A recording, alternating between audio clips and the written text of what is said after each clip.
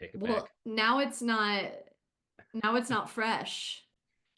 We got to make it fresh for them. Hi, everyone. Welcome to Monsterhearts on not Thursday. So I hope you're as mentally prepared as me, which is not. Um, Before we get into it, we have a couple of announcements. Tomorrow, for the first time ever on this stream, a new stream show called Hear Me Out, hosted by Emily Kipp, where we present hot takes that you can agree or disagree with. We'll tell you why we agree or disagree with them, is the premise, I think, and we will find out more tomorrow if that is what happens. I'm down for the ride. No anything on Thursday because it's happening right now in front of you. And then Sunday, join us back for campaign 3, Concerned Citizens, at our normal time at 12 noon. And then I think we're back on track, right? Oh, very exciting. Monday, a week from yesterday, we have a special uh little thing happening, a nice long shot for you, as like you've never seen before. It is going to be, I don't know the title, I'm not going to ruin it, but Michael is going to be guiding us through the Marvel universe. So we'll be starting a long shot in the Marvel universe. So there's a lot of stuff happening, you guys. So follow us on Instagram, on the Facebook, if that still exists in your world and you go on it. We have a TikTok. You could go on to the TikTok. You could not have said TikTok in a way that is more a person that is never on TikTok. And whose fault is that? Mine, I did it on purpose. And then guess what I'm not going to forget to tell you all about is the Discord. Join our Discord. We will have a link in the chat for you to join if you so wish. If you want to hear like some behind the scenes chats from the cast, we can't always tune in on our own chat.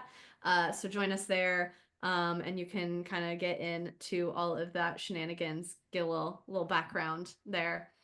And I think that's it. I think I'm ready to go. Are you all ready to go? Let's do it. Nothing crazy happened last session. Nothing crazy, except make each main character's life not boring. Keep the story feral. Say what the rules demand, and say what honesty demands. Onyx, you are standing in front of a old, dried pool of what you believe to be blood. Your sister, Alaska, is standing next to you, eyes wide, staring at the scene. Your friends, Josie, Vernon, Steve, and for whatever reason, Jess, are also with you. What do you do? Oof.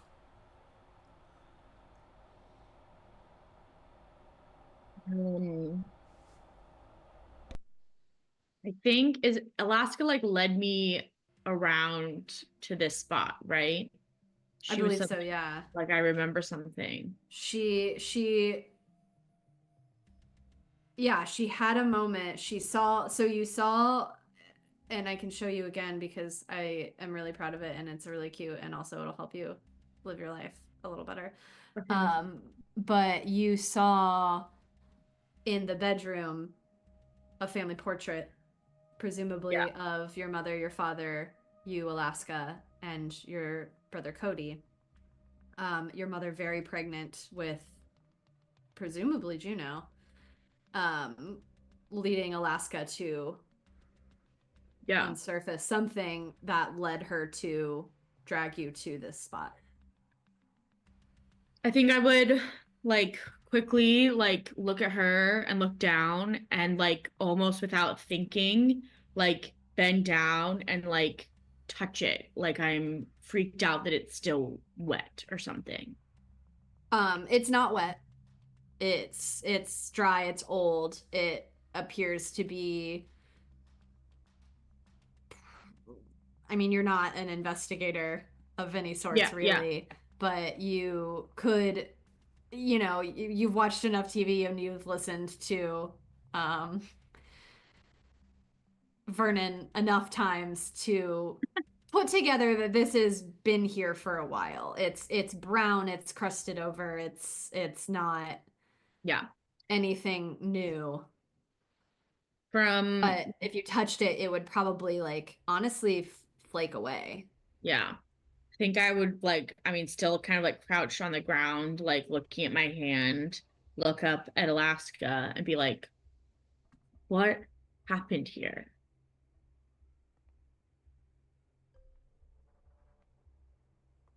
Before Alaska can answer, Josie comes in from the hallway. I believe she stayed in the hallway or was not in the same area.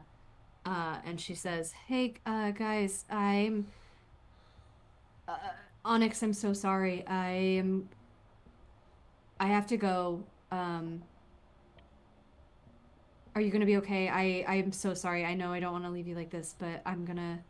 And she kind of just backs out of the room. Josie, are you? No, it's fine. It's fine. I'm I so want you to be sorry. alone. It's okay. I'll be fine. I'll be fine. I just need to take care of something really quick. What? And she leaves. And Steve, were you near? You were looking at the table, right? Yeah, I was With looking at the bills. mail. Mm-hmm. Yeah. Yeah. Which you did notice were active Mhm. accounts being paid. Yeah. Just as a reminder. Yep. You see Josie leave out the door, and you see her phone in her hand, as if she is texting someone. I think Steve just rolls his eyes, thinking that it's probably about Tori. Hmm. I think I would be kind of like, um, half concerned and half like kind of annoyed because mhm. it's distracting me from like something that feels really huge, and I don't think that she should go alone, but I'm also like, well, what am I gonna do? I'm dealing with this thing right now, so Yeah. that's what's really on my mind. Um, you kind of gather yourself from the disruption. Alaska was unfazed. She's still staring, and as if she's trying to piece together a puzzle. You feel her squeeze your hand, uh, and she kind of shakes her head and is like, I don't remember. I should remember, and I don't remember. I feel like it's there. It's right there. You have you have a sense that something that you knew at one point what happened here. Yeah. Okay, you Like guys are not gonna believe. What the fuck is that? Is that blood? Yeah, yeah, seems like it. It's kind of old and nasty. Holy shit! Okay. Uh. Clearly, no one has been in here for like a decade. Well, maybe no one's been in here, but and I put one of the bills on the ground or on the like counter next to them, mm-hmm. and I say, maybe no one's been in here, but someone is actively paying the bills for this place. Look, you can see a payment made. Utilities? Yeah, you can see a payment made just last month. Uh, uh, I would be able to see whose name is it under. Why didn't I think about that? I have it's the utilities right here. Whose name is it under? that's so true. You would look at the bill and it would say Derek Smith. Who the fuck is Derek? That's my dad. That's your dad's name? Yes. Oh shit. Okay, okay. it's like maybe it's okay. Maybe it's possible like all of these bills would have been under their name when they lived here and like they just never got transferred to someone else is paying. Like there's no way. I know where my parents live. Like they are fully wolves in the. And then I like look at Jess and I'm like, I've been outside the apartment. Oh, thank God. Oh, you were Oh, I've really? outside? I've been So you standing wouldn't have outside heard with me? Josh. No. Are you outside like the unit or the Like standing watch with Josh right outside the unit, not like the Okay, building. I was like, I didn't remember you staying outside, but yeah. So the unit, you and Josh, that's right, because you were the normies. Yeah. Yeah. I feel like I'm talking loud enough that you might catch this though. Honestly. Okay, I'll clock it. Especially yes, with sure. how, I mean, nosy Yeah. Jess seems to be. Yeah. Well, and I would say I think I'm being a would, little more careless than normal. Yeah. Okay, listen. Someone clearly didn't want this apartment to be found. I think that that's what's happening here. They're paying the bills so that no one comes and checks up on the place. They want to keep this place empty, hidden. Well, then there must be something here that they don't want found. I just like both hands gesture to the blood stain. They could just clean up the blood stain. There's Yeah, gotta I be mean- more than just that. What's the statute of limitations on someone How easy is bleeding it out? to get out blood this much, Vernon? It's. I mean, it'll take you a day, but it'll get out. Okay. Wait, let me try something. And I get down on my knees, and I'm going to do something I haven't tried since the first session, I think. Okay. Maybe I've done it since then, but it's something that we can all do, but we've canonically said that for Steve, he kind of uses his magic to do it. But I'm going to kind of start chanting, my skin goes pale and everything, and I'm going to try to gaze into the abyss, specifically focused on this blood, to see if I can try to find any information in my head about this. Like, see if I can, like, I don't know, like, I'm imagining me, like, seeing the, like, fucking event go down or something. Yeah, you know what yeah. I mean? Like, I think you understand. You what I'm always saying. forget about gazing into the abyss. Yeah, gazing. Yeah. Yeah, it's fun. I want to do it. So It's fun, and I want to do it. That's fun, and I want to do it. The dragon is upset. The dragon is upset. So that is. I don't have the thing in front of me, but that is It's dark. Correct? dark. Yep. Okay, great. So I have a +2 to this. So let's see.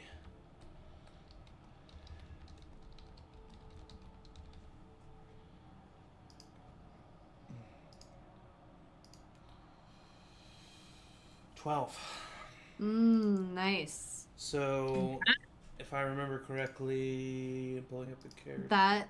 That is on a 10 and up, the abyss shows you lucid visions, and you take 1 forward to addressing them. Perfect. Um, So yeah, I'll let you interpret that however you want. But basically, however you interpret Angie, the Master of Ceremonies, that I am focused on this blood, and I'm trying to figure out any more information I can about this blood and what happened here. Steve, Thanks, you Steve. No problem. lean down in Trying to help my friend out. yeah, in intense camaraderie. You Yes. lean down to this blood, and for a second, your inner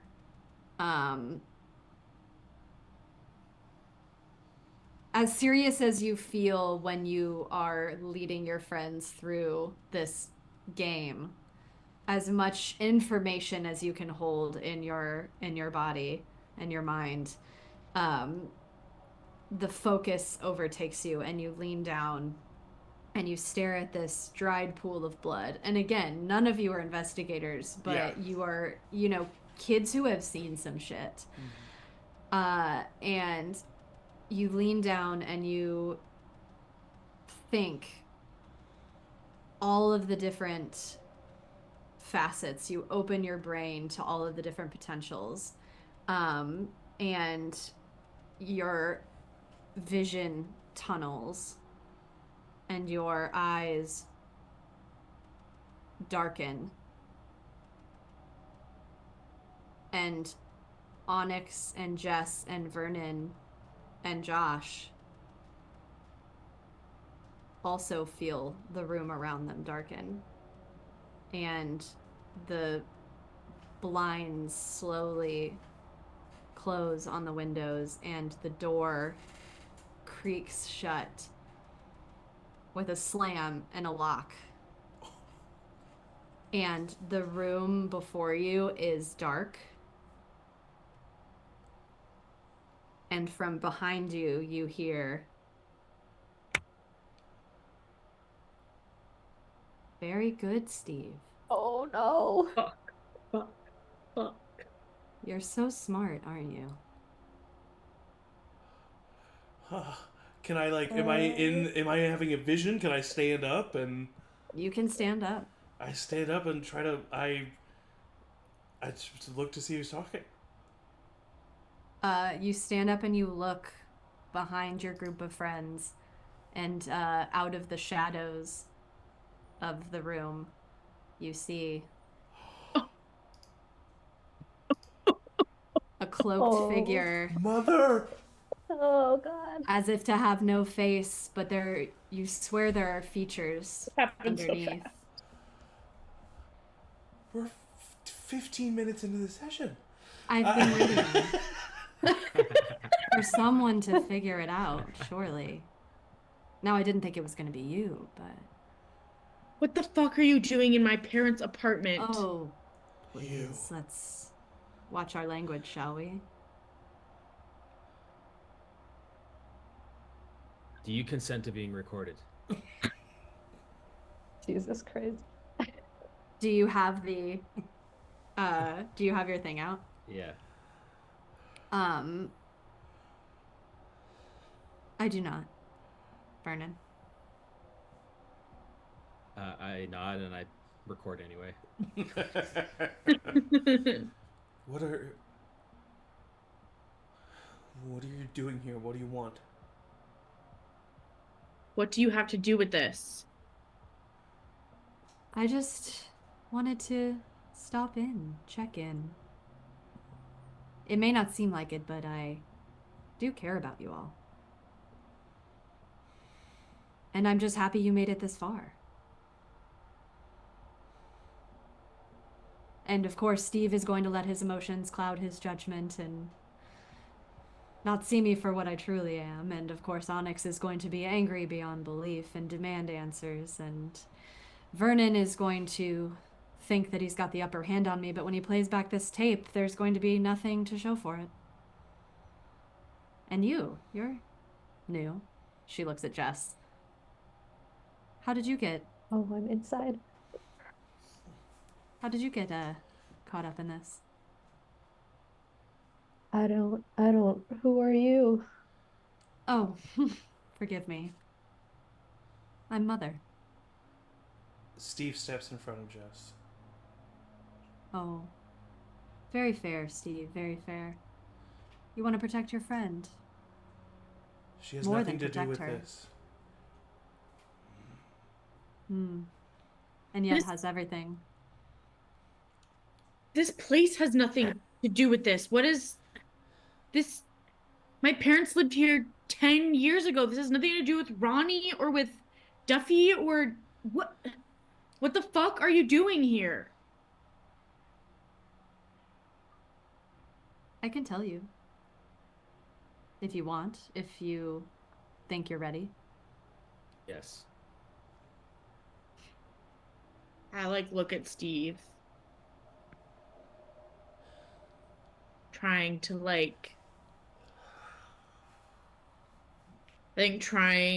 I'm a little afraid of the thing that she said about both of us. I know, me too, yeah. So a little trying to connect and be are we both grounded enough to I'm and then I think I would say to you, there's no other option. We have to know. I would look at Alaska too and be we have to know. I nod to Onyx and I look to Mother and I say, we may be kids, We may be teenagers, but we're not naive enough to think that we could have the upper hand on you in this situation. So you've already made the decision whether or not you're going to tell us.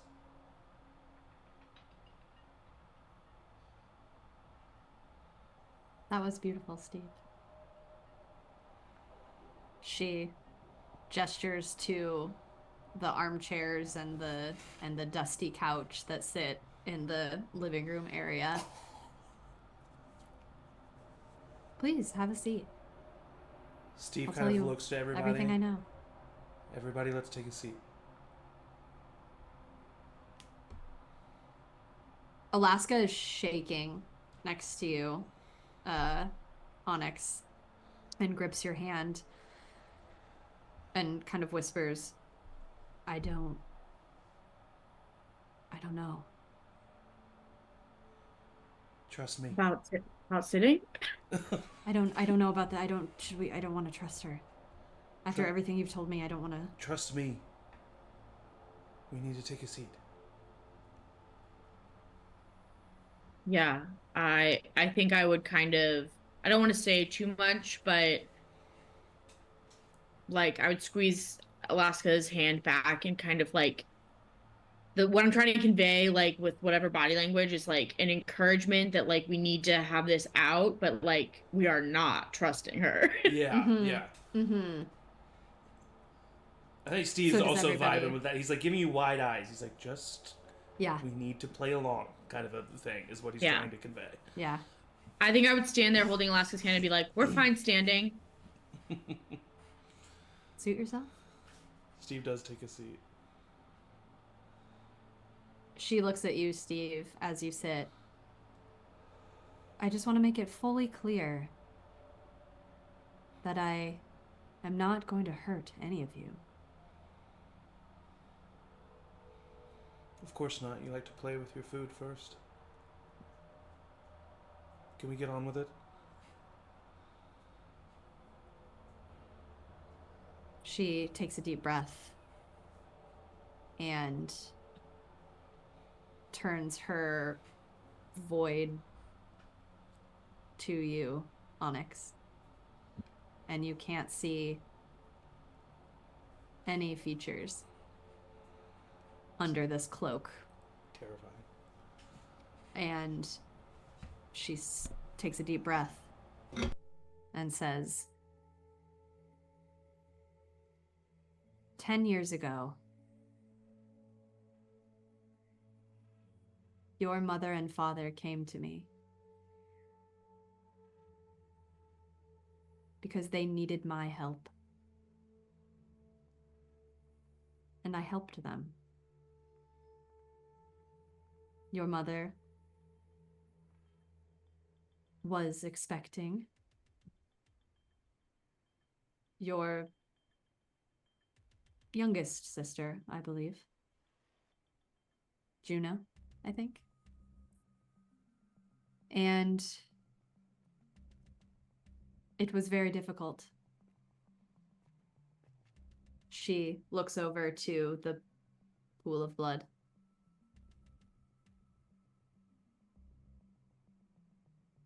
She wasn't going to make it. And I changed that.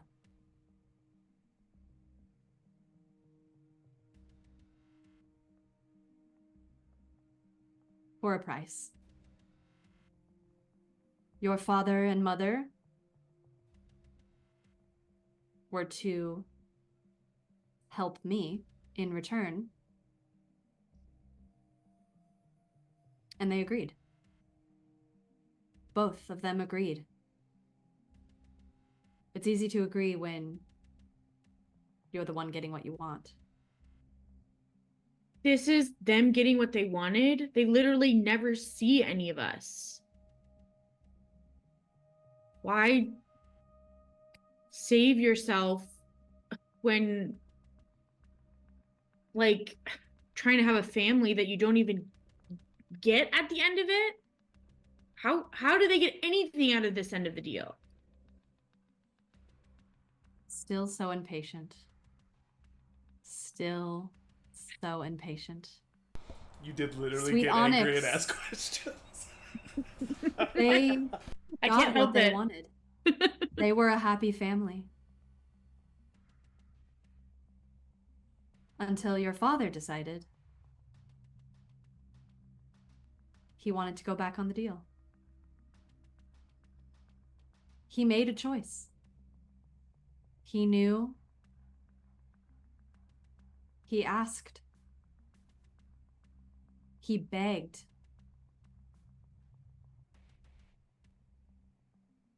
But he couldn't help me in return. And that's not very fair, is it? And so he made the choice to destroy your family. And it's lucky that you're even where you're at now. I was going to doom you all to the same fate. But I took pity on him, and I took pity on her. And now you get to lead a semi-normal life with friends who clearly love you. But don't for 1 second, and the room grows darker and darker and darker until you feel as though you cannot see inches in front of you. And then Onyx, in one brief moment, 2 bright yellow eyes flash in front of you as if she is right in front of you, staring eye to eye, face to face. And for one moment you see what could be her features, but they are marred by light. No. Don't you dare for 1 instant think it was because I didn't care. And then the lights flash back on.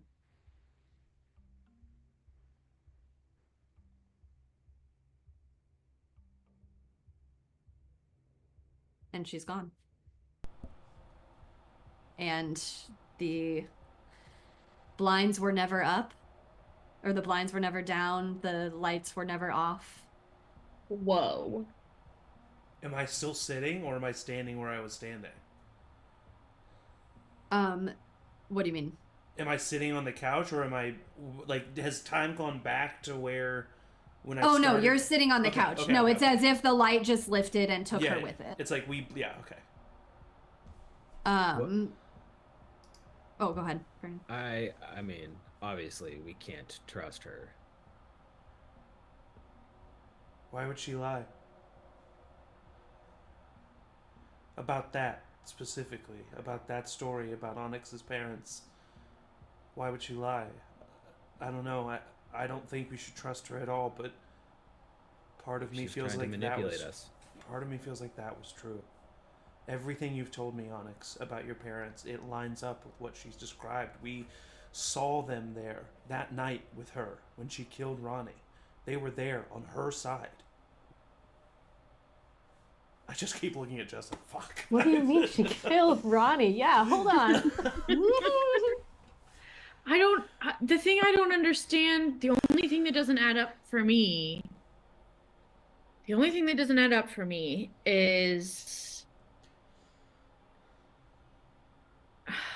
okay, what I'm gathering is they were supposed to help her still with our, like, human family intact. And then my dad wanted to get out of it, and so she, Turned them into werewolves. well, them into full wolves, Yeah. us into werewolves. But the thing that doesn't add up is, like, are they still bound to serve her? If any of this is true, like, wasn't living the rest of their life as a wolf punishment enough, or are they still, like, in her service? I mean, it feels to me that it's obvious that they are. Why not protect us now that they know who she really is? Maybe they can't. I mean, have you experienced humanity in your parents with them as wolves? Because every time I've seen them, it seems like they're just animals. I mean, they are, but I don't know. It's hard to explain what it's like when When you're like look Yeah. at Jess again. I'm like, when I am too, I can communicate with them. I know what it feels like, and it's so intense, Steve. But Jess, Ronnie never died the night that she disappeared. She was gone for a while for reasons, but the real thing that's been going on in Angelwood, the real thing that's been going on in Canes is her mother. She is out there in the woods somewhere, and for some reason, she's latched on to all of us. Onyx, it seems, because of her parents, but the one thing I didn't get to ask her is what all of us have to do with it, because she's latched on to us too. There must be something in all of our lives that connects to her in some way. That's my theory, but either way, she's been messing with us and killing people. She killed Ronnie. She transformed Josie's little brother into this shape-shifting skinwalker type creature, and she had another one, and for a week it pretended to be me, and it was so convincing that my friends thought that I had changed and was acting differently, and it all comes back to her. Everything that's been weird on the podcast that we've talked about, everything that's happening now, it all comes back to Mother. And now you know what we know. So you knew all of this, and you still called me, and you still brought me into the fold. Why? Because you had Ronnie's number. I mean, What does that have to do with anything? It was a randomly assigned. Her phone was clearly turned off. Her phone number was deactivated, and then it just got put onto the next like random new person to show up to Angelwood. Like, do you understand how irresponsible you've been? What you can like phase through walls, and Josie can phase through walls. Vernon's a fucking vampire. I just watched Alaska like carve Vernon's face up. You can do all of this shit, and I can't. And I'm here in this room having seen the same thing that you all have, and I've met Mother now, and now she knows who I am. Do you get this, Steve? I think that Steve is like, he just starts stammering and is like taken aback. And Jess, would you roll to shut Steve down? yeah. Oh, Oh yeah. yeah, for sure. Oh yeah. That's with cold, right? Tis. that's fun. That's not what I expected Jess to do. Me neither. Me neither. I like it. I can do hot. Zach I feels a can do little cold. attacked, but Got 7. 7. Okay. I shall succeed. So I think will she say, is oh, go ahead. coming across very, in the like you come across poorly, like very panicked and very like manic, almost. And Very I think antithesis of the cool, calm confidence. yeah, that yeah. we've But seen, like yeah. even in the like this like kind of attack dog mode and this like berating Steve, it probably she can't keep it in. There's like a little glint in her eye, this sort of like lucid glint in her eye that she knows what she's doing. And Steve would probably pick up on that. So then go ahead and choose one of the reactions for Steve, and then Steve, you will get to assign a condition to Jess based on this interaction. if they have no strings on you, gain one on them. I think I want to give Steve a condition. Okay, God. condition for give condition. I want to give him the condition irresponsible. Irresponsible. Irresponsible. Bitch, I'm 50. So he's mean and irresponsible. Bitch, Bitch, I'm 15. Steve has so many conditions. I know. I was gonna say, my hair's gonna look great. I see what you did there. Great. Angie, I need you to explain it. Okay, so conditioner is. Thank you.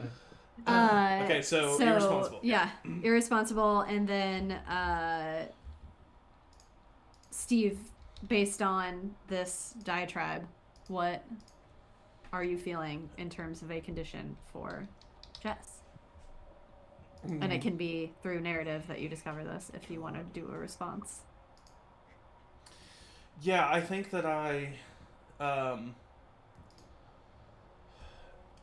say, listen, Jess, I'm sorry, but vampires are fucking real, and so are werewolves. So I don't think it's that big of a stretch that there was more than just coincidence from the fact that someone picked up the number of my dead friend. And honestly, yes, you're right, I have been irresponsible.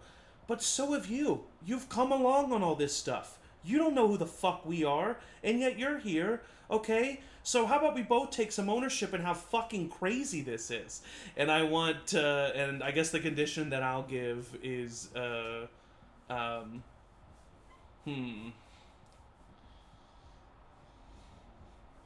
That was my response, but I didn't think about a condition. I mean, I guess I'll just It go could with... also be irresponsible. Not down. Not cool. Not chill. A flake. No. I think I want to give Jess the condition of panicked. Okay. And then just as a reminder, because we're still playing with a lot of conditions, if any of you take advantage of that condition before it's resolved itself or before your character has taken steps to resolve it, add a 1 to the roll. So in Jess's panic state, if we're taking advantage of Jess's panic state, add 1 to that. Which really means with my mean condition, Mayumi's roll was probably an 8 if you think about it. Oh, because well, your mean condition still was wasn't your mean condition only specific to Dustin? I thought he had mean, unforgivable. Oh, unforgivable was Dustin. Mean was for everybody. Yeah. Mean was for everybody. Unforgivable was Dustin. Yeah, I got fucked up in the last couple sessions. So, but anyway, I was just saying, like, that's how we would implement that. But even still, it would have been the same result. But that's how we would implement it in practice. Okay. Yeah. Sick. Cool. So yeah, that's what I say. I'm just like, I stand up. I haven't said anything, but I'm clearly like. But you are holding the recorder. Yeah. Jess, I should not have brought you here. That is my fault. I am sorry. I didn't realize that this was going to happen to thrust you in.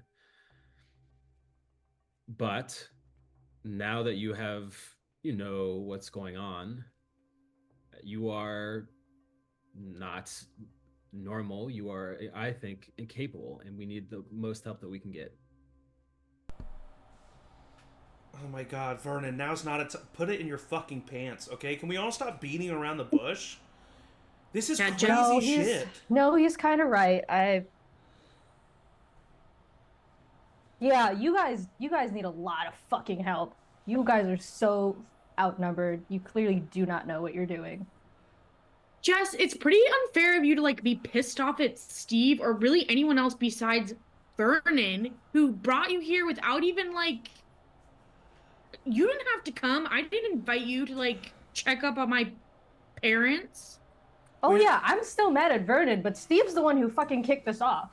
Wait a minute, I do respect you, Onyx, for not being. Wait a minute, you just said you don't. Well, thank you. You fuck Onyx. Come on. You just said we don't know what we're dealing with. Very much in a tone that you do. I don't know what you're dealing with. You guys don't know what you're dealing with. I don't know what you're dealing with. Maybe there is someone who does, and I might know someone who does that I really didn't want to get involved with this, but like I'm here now. So yeah, I'm gonna fucking text Sasha. And then I think I'm gonna step into another room or like step out of the unit. Yeah, you could easily like the doors. Everything is the way it was when you first walked in. The door is open. Yeah, so scary. Yeah, and so yeah, easily enough you could walk out into that hallway landing. What do you text Sasha? I am texting. Well, Sasha technically back. Instagram, Sasha. Yeah, Instagram DMing. What's the Wi-Fi password in this apartment building? Don't ask that one guy. I will text him because You hear from the bottom of the stairs. Do you need the Wi-Fi? I'm not telling. I'm not telling you. I ain't no snitch. Can you remind me what his last text message was? Oh, If you still have it. That's a great question. Oh, we love it, he, him, Sasha. I think it was something. He, him, Ashley. Sorry, go ahead. It was something along the lines of, he basically offered to come get you. He was like, I know where now. He was like, fucking Oregon. Mm-hmm. Do you need rescue? Do you want me to come get you? Yeah. Okay. I'll text him. Get here now. I found others. Bring someone with you. Maybe Arya is just a name I'm thinking of. Stark? Off the top of my head. Oh, damn it! Guys, we're fucked. And then I will also text him my new phone number with a like, call me tonight. Okay. Oh shit. Um, Genuinely, this was what I was going to do, no matter what Jess said. But as soon as Jess leaves the room, I would look to the group and I would say, "I can make her not tell lies." She already hates you, Steve. I know, but like cool exactly, that's what I'm saying. Like, do we just go? Okay, sorry. All right, I'll turn it down. But I can't. Let's remember that I can do Alaska kind of like hits you on the shoulder when you. I can make her not say lies. Alaska just goes, "Don't." Okay, all right. But if we can steal something from her, okay, go ahead. You can steal something from her, maybe for later.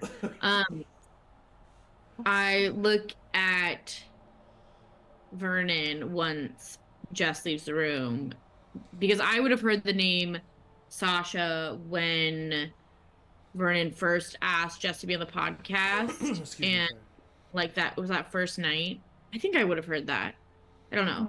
Maybe I wouldn't have. I don't know whether this is the first or second time. Oh, the dedication. Oh, I think we were all there for that. Yeah, I think we were all there That's for the what I thought. dedication. Yeah. I look at Vernon and be like, it made Steve jealous. "Who is Sasha, Vernon?"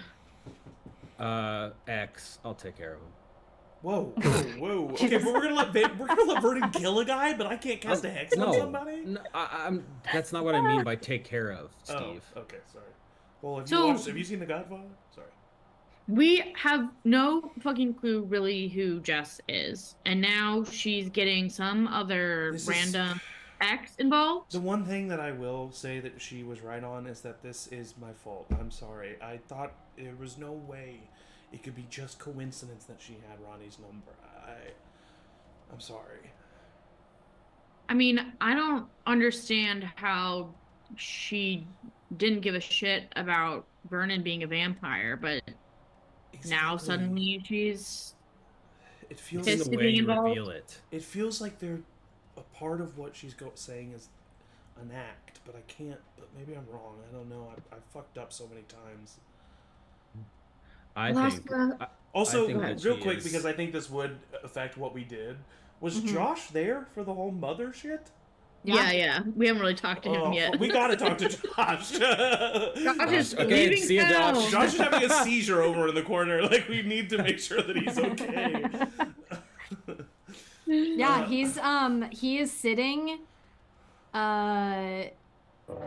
like on the chair that he ended up sitting on when Mother gestured you all to sit down. Yeah. He looks very pale. Yeah. He looks like very pensive. Yeah. Not only did Mother happen, but he heard me explain just everything that's happened so far. And he's very, very purposefully not making eye Okay. contact with anybody. I look at Onyx. He learned so much today. I look at Onyx and I look at Josh. I would go over and sit next to him and be like, "How we doing, bud?" So you're saying this whole time that we've been together, and anytime that we weren't hanging out, this is what was happening? You were up against what just happened? You watched your friend die? Or die?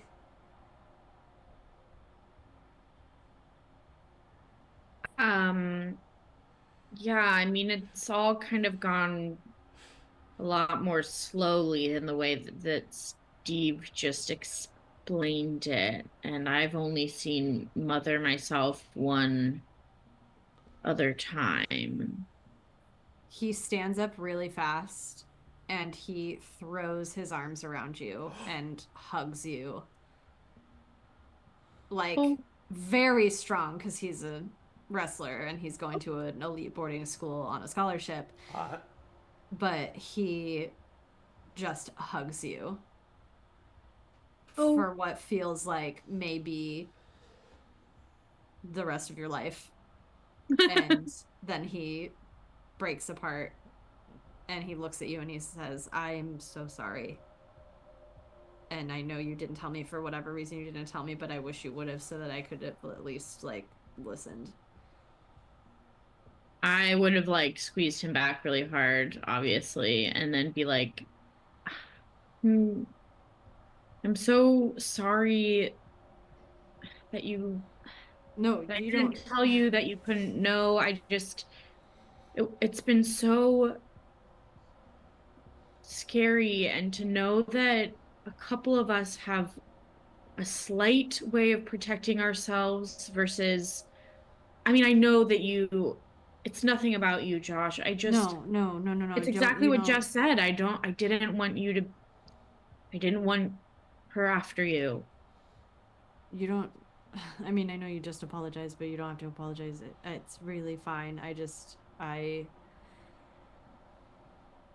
he, like, kind of looks around at everybody, like, watching, and it's like, we can talk about it later.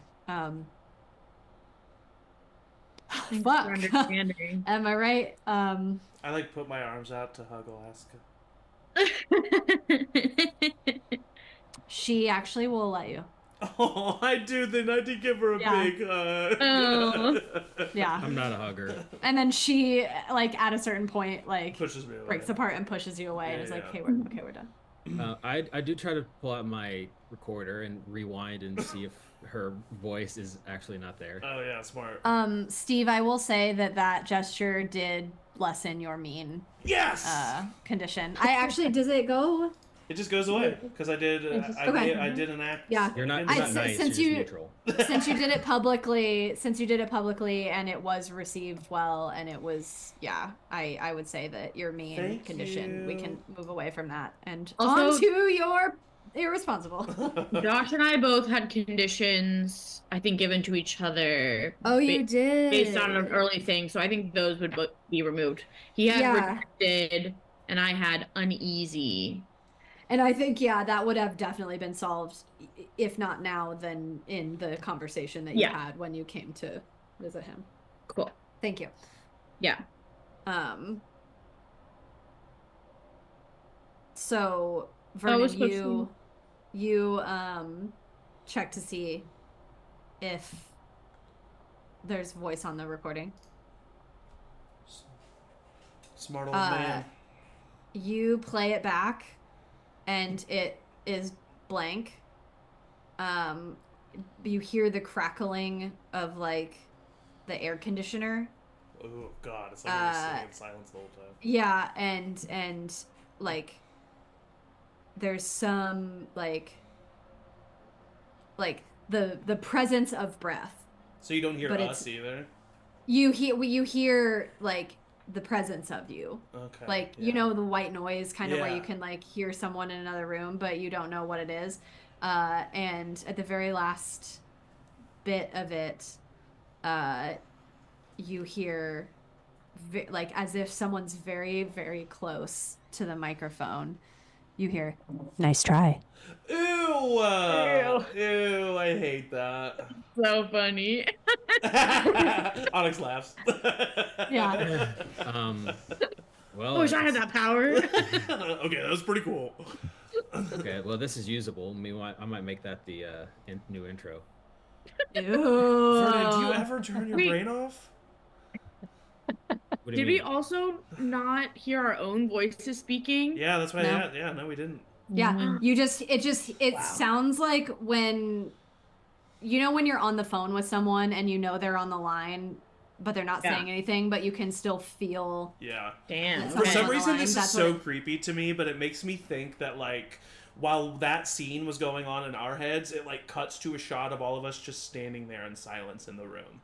And, like, it was all Yeah. happening. Like, oh, God. Oh, God. It's Horrible. so Like if creepy. that guy was to walk in and see that, Exactly. that's what. Yeah. And he'd be like, "Oh, I ain't no snitch. Okay. Gotta go." Yeah. Jess is still out there. Should we? I think I would have So Okay. yeah, Come if you're back in. gonna, after sending that off. you would have gotten a text back pretty immediately, Jess, of Sasha that literally just says "on my way," with a heart, a black heart. Of course. Yeah. Be clear. Fuck yeah. Also, Angie, can I use one of my moves that essentially lets me mark an experience for getting like entangled in the affairs of this group? Yeah. Do you What? want to read the move or do you want to just do it Yes. in private? Totally. Nah. When you go poking your nose in affairs not meant for your kind, someone involved in the situation gains a string on you and you mark experience. I'd like to think it probably goes to Steve, Yeah. because he was the one that I directly confronted Mm-hmm. about all this.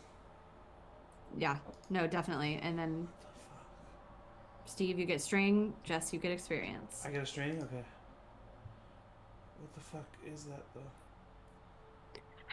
Immortal? What the fuck is that though? What is that? What the heck is it What anyway? is that? Do you guys remember Okay, that? yeah, I'll come back in after getting that text. Yeah. And say, yeah, help's on the way. So just don't do anything else. What do you mean help? Alaska says. How? What? Like you got like a fucking Ghostbusters or some shit on call? yeah. Like what? Someone's coming all the way from Chicago to help us. You guys aren't the first that I've met that are like you, kind of. I've never met like ones like you, but you know, people that are different, people that can do stuff. Kind of Ooh. reassuring. Sasha's one of them. I mean, Oh shit. can you be? Is that why you broke up? Can you be a little bit more specific? About like Yeah, you who's- think that you're the only weirdo teens. No, I want to In the know entire how United is Sasha States. weird? Are they a mummy? What I mean, what is? Do Well, they? you guys have like names for the things that you guys are because there's like movies and books and shit. But there are some people that can do some things like you, but there's not a name for them, like there are for you. Okay, you know? that's fair. You can just But okay. Well, what kind of yeah. things can Sasha do? Yeah. Is it? his stuff is like it depends on like a group. Like he has like a group of people who are like you, and then we all like help each other and protect each other, and then he just has like he's stronger with people. You're like And you guys need Part- numbers. And you So- need Part of a something little to like coven? consolidate all of you. So So you coming. really didn't know who we were other than the podcast before we met you. Genuinely. no, I didn't know who you were until Vernon was like, I'm a vampire. And I'm like, oh, okay. So There's some weirdos around here. You genuinely just got assigned a phone number. Yeah, why don't you believe me? I do. I'm starting to. And I have to say, after hearing you say all of that, it makes more sense as to why you were okay with it, but it also makes more sense as to why you're mad, because it was all a surprise and it was all an ambush, and I really didn't think it was, Jess. I thought we were playing some kind of game, and I thought we both knew it, and I'm sorry. I thought you were like us, and I thought you were a part of this situation and we would figure it out. I mean, our lives have turned into a fucking Scooby-Doo movie. I'm sorry. Look, I get it. The thing that you have to learn still is that when you're figuring all of this out on your own, like the kind of people that you are and the kind of stuff that you can do, you're just so embedded in it. It gives you this like conspiracy theorist like brain rot. And then everyone you meet and everything that's weird is suddenly about you and the shit that you can do. And you end up hurting people. And I gesture to Josh. He wasn't supposed to be involved in any of this either, I assume. No. So just, you're lucky that it's me. But it could have been another one. I could have been like him. I could have been like Josh and not known what the hell this was. Like, you live in your little like supernatural paranormal world. Most people don't. And most people will go to the fucking police. You gotta be more careful. She's right. Yeah. Fuck. Fuck, indeed. I mean, what are we doing? Look at the power that she has. I don't know why she's after us. She's, How did my parents even get a hold of her? How did they know that she could help save them if they served her? wait, that's a great idea. I mean, Ken knew about her too, before us. We gotta talk to Ken. We need to find out how he knew about her. Right? I'm not remembering that wrong, right, Angie? He had a deal with her. Mm-mm. Ken didn't? Not that you know of. Oh, I thought he had a deal. You thought that he did. You chased Probably him did down after. there for a while, and then but yeah, that you don't. Oh, okay. You have not solidified any fact that he had a deal. Okay, well then. He had information on people, and like Yeah. you found files, like investigative files, Yeah. but there's no real indication that he Okay, never mind then. had a deal with her. He may knew of her, but yeah. Is there a way to check your parents' library searches or like? Somehow, I mean, I'm like, somehow they knew. Somehow they Yeah. knew about this woman, and that's our in. That's the way that we can figure out more. We have to figure out how they knew about her, because knowledge is power, and the more we know about her and what she is, the easier we can deal with all of this. Yeah, I guess the question is whether they found her or she found them. I mean, she said they came to her. Yeah. I think, from what she described, that they knew of her. Things went south here during the birth, and they, like, summoned her, called upon her. I think it was a last-ditch effort. That's kind of what I got from what she said. She somehow managed to convince my whole family that they just died. That's what I'm saying. She's so powerful. I don't know what we're supposed to do, but we gotta try to figure out more of it, or else she'll just keep fucking with us, or worse, start fucking with people we love. My parents aren't involved in this. My mom and... What? What? What? You were saying something? Was I? Yeah, I think I was just talking about how, like, we need to figure out more about this. We figure out more. Talk to your parents. I mean, can we? Mine? Yeah. Wait, whose? Yours. Well, my parents don't know any... My parents.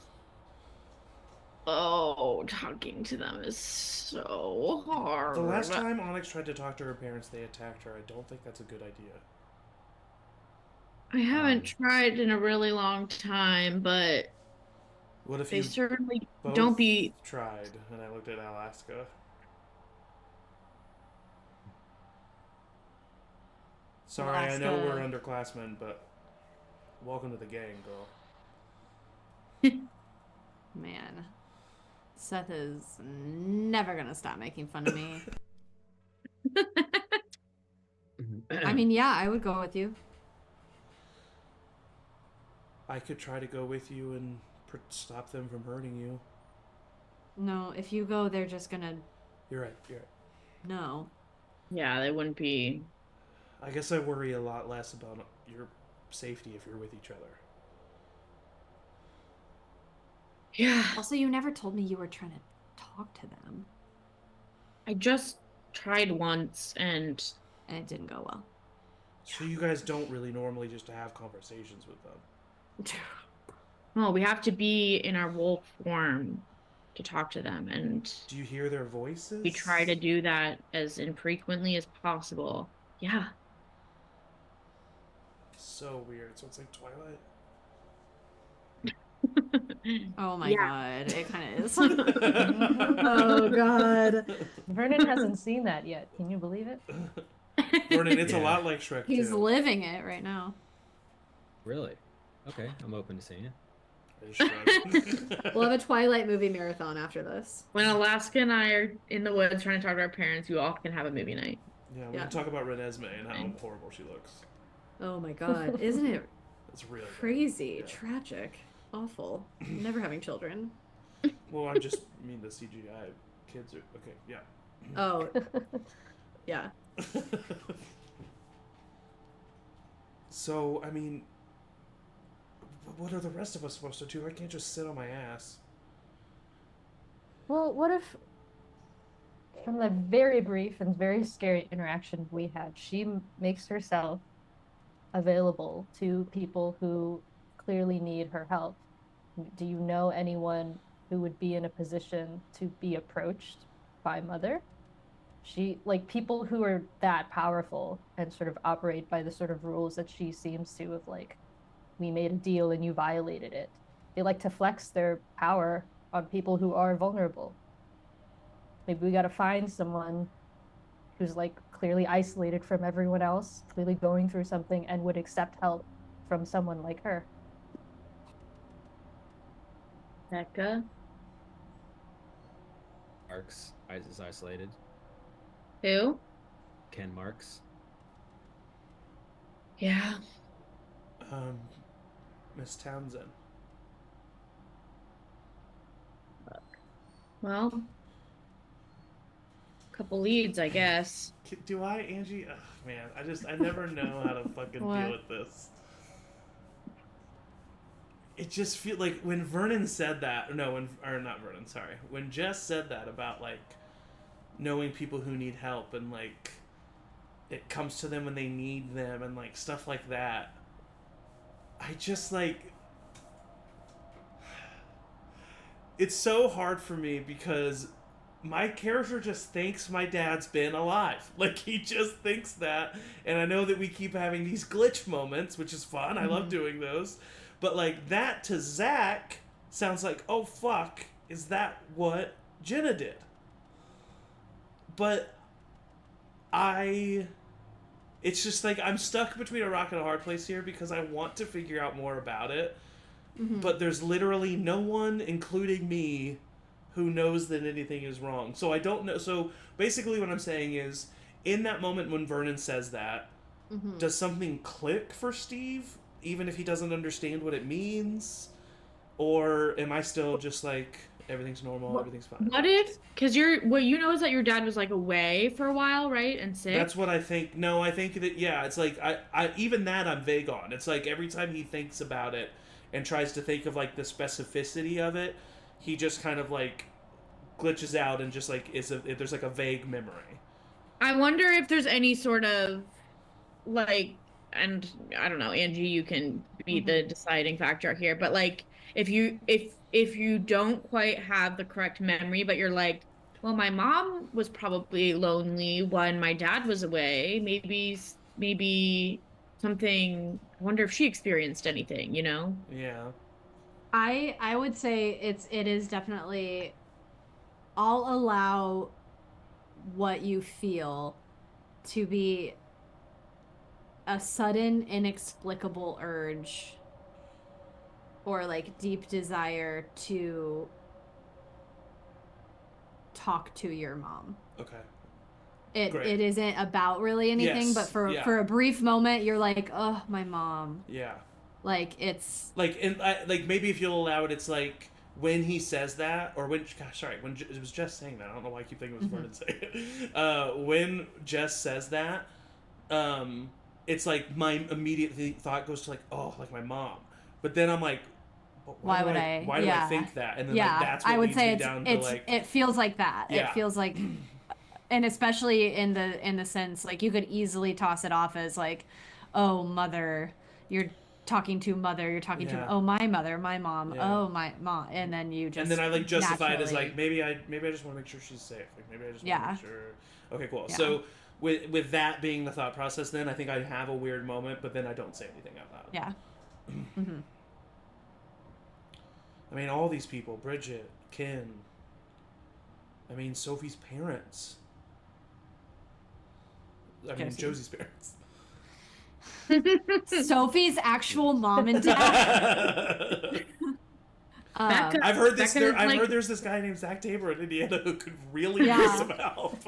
He's really lonely. Becca's not talking to like any of her friends. Yeah. Nobody knows what she's up to. We've really tried. You're right. That's a good lead. Yeah, we should talk to Becca. I think that's the closest thing. I think she'd be much, well, who would she hate to hear from less? You or me, Vernon? I don't think either one would go great. I think she would welcome a text from me. I'm sure you do think that, so I'll let you do it. Maybe I can reach out to... Maybe I can reach out to Ken. Actually, no, I don't think I should reach out to Ken either. I made all his teeth fall out. You what? Yeah, it was. Why would you do that? I thought he was. I have one of his I thought teeth. he tried to Poor kill his Jess. daughter. I pull out one of his teeth from my pocket. Here's one of Ken Marks' teeth. God almighty. You kept one of his teeth? Yeah. Can I have that? No. But it'll let me cast a hex on him, and then I can just give it back to you. You already cast a hex on him, and look how that went. That's how you got the teeth. Well, I'll do it again, and it won't go so bad. What kind of hex are you gonna cast? Not to tell lies before I talk to him. Okay, but you have to promise to give me this tooth back. I promise. Okay. Okay. I give you the tooth. The most unconvincing, I promise. I promise. Thanks. Okay. Also, Josie Why is the bag left. wet? Oh, fuck. God. Yeah, didn't you say that Mother turned Josie's little brother into a little creature? Yeah. So it's right there. What are we laughing at? I said, Is it why is the bag wet? Because I think it's why is the bag wet. as I was fully moving on, going, why is the bag wet? Sorry, feral for me is apparently I'm doing a lot of I'm doing a lot of bits. One wet tooth. But it's on the outside of the bag that it's wet. It's weird. Okay. Awful. Awful. Sorry, what were you saying, Jess? Yeah, didn't you just say that Josie's little brother got turned into Mother's little creature? You're right. So... We need to make sure she's okay. I called Josie. Wait, and she's been being visited by. She just told us she's been visited by hollows that may or may not. Yeah. Hi, this is Josie. I'm not able to come to the phone right now, but if you, you don't need to leave your number leave because a message, Vernon. I have it on caller ID. So, just leave me something nice. Bye. Beep. Josie, we just saw your mom. We just. Okay, cancel the. Okay. Do this again. Start over. Stop. We're gonna it. start over because I don't believe you said that. So. Yeah. I want to hear It's the like, voice. we just saw your mom. Should I hung up? I gotta call again. Wait, no, hold on. I hang up again. She's gonna have 2 missed calls. I just sent an audio message because she has an iPhone because she's not an idiot. I'm just kidding. I thought canonically she had. I thought she's an android. I know. My wife has an Android.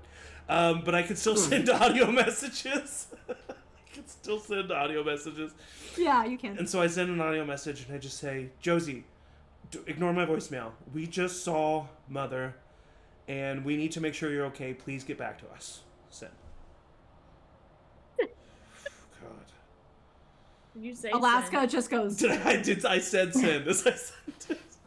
Send. So she probably hears sit. After she said. After she Never gets a use the phone voicemail in that the says, phone. Josie, we just saw your mom. Hang up. Boop, boop, boop, boop, boop. It's like, Great. Yeah, I didn't even hang up. Then she just heard a bunch of beep. Josie, we just saw your mom. Beep, beep. And she just heard. really love I'm gonna that. send her an audio message. Using this phone and hanging up like this. Our audio message is just the end of the same voicemail. Oh my god. Angie, I think I legitimately need to take a break. Okay, as you all decide what to do next, and after all of this has gone down, we're gonna take a bio break so we can collect ourselves, and we will be back after we have some water. Join us then.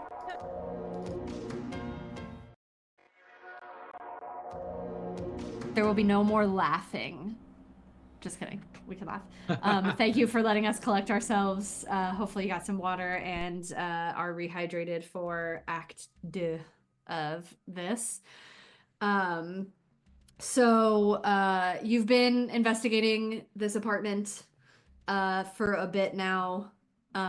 You have learned very big revelation from Mother about the history of your parents and their fate, Onyx.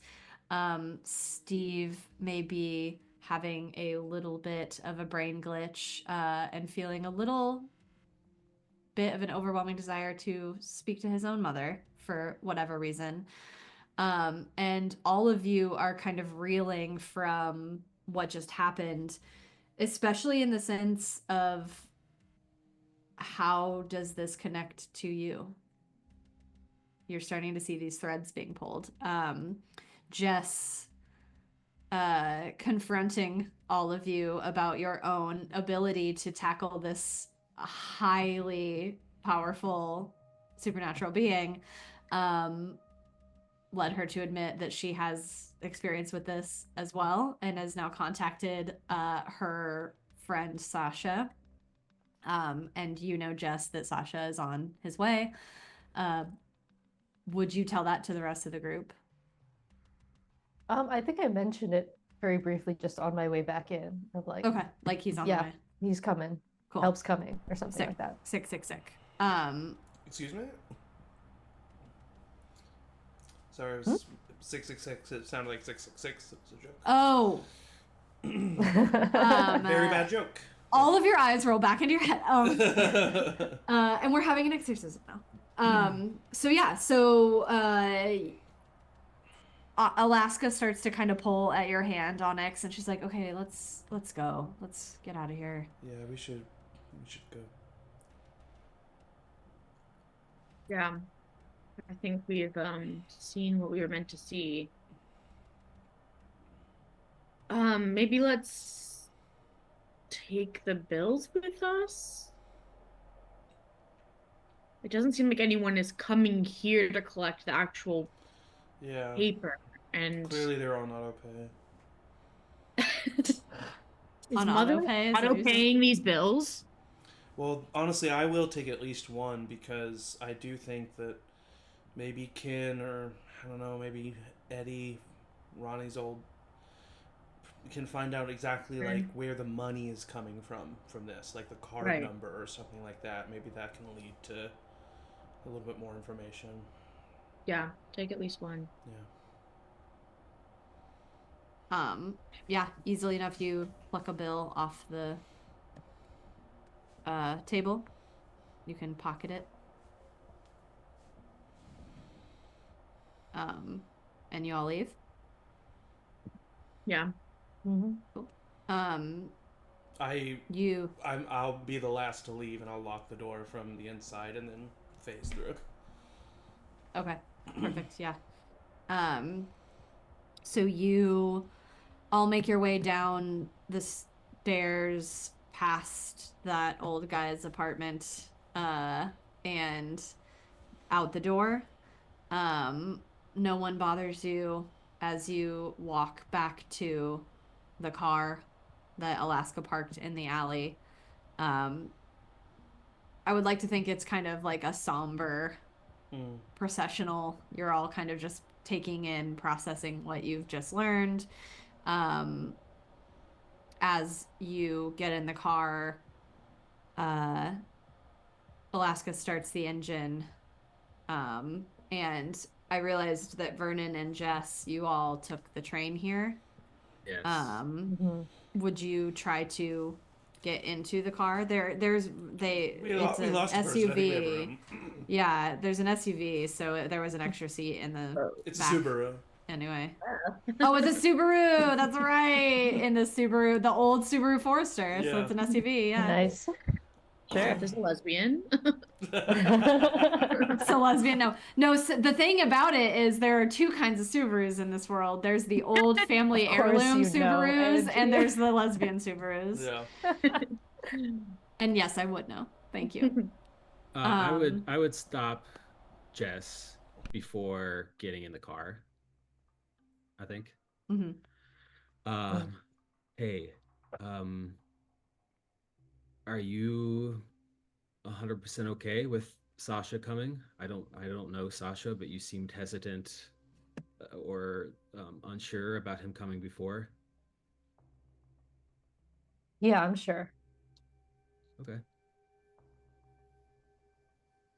Yeah, I think there's like a new kind of coldness in the way that they're interacting with you now. Yes, I see. Well, I mean, technically, we are still on a date. Oh. Sure, Vernon. Take me home. Okay, I will.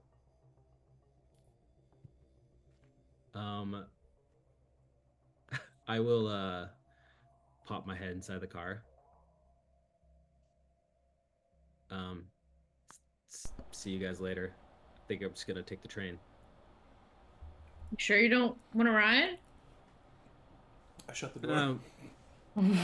Yeah, I can drop you off. I don't like, and she kind of looks around like, I don't, that's a long train ride. It's fine. We have stuff to talk about anyway.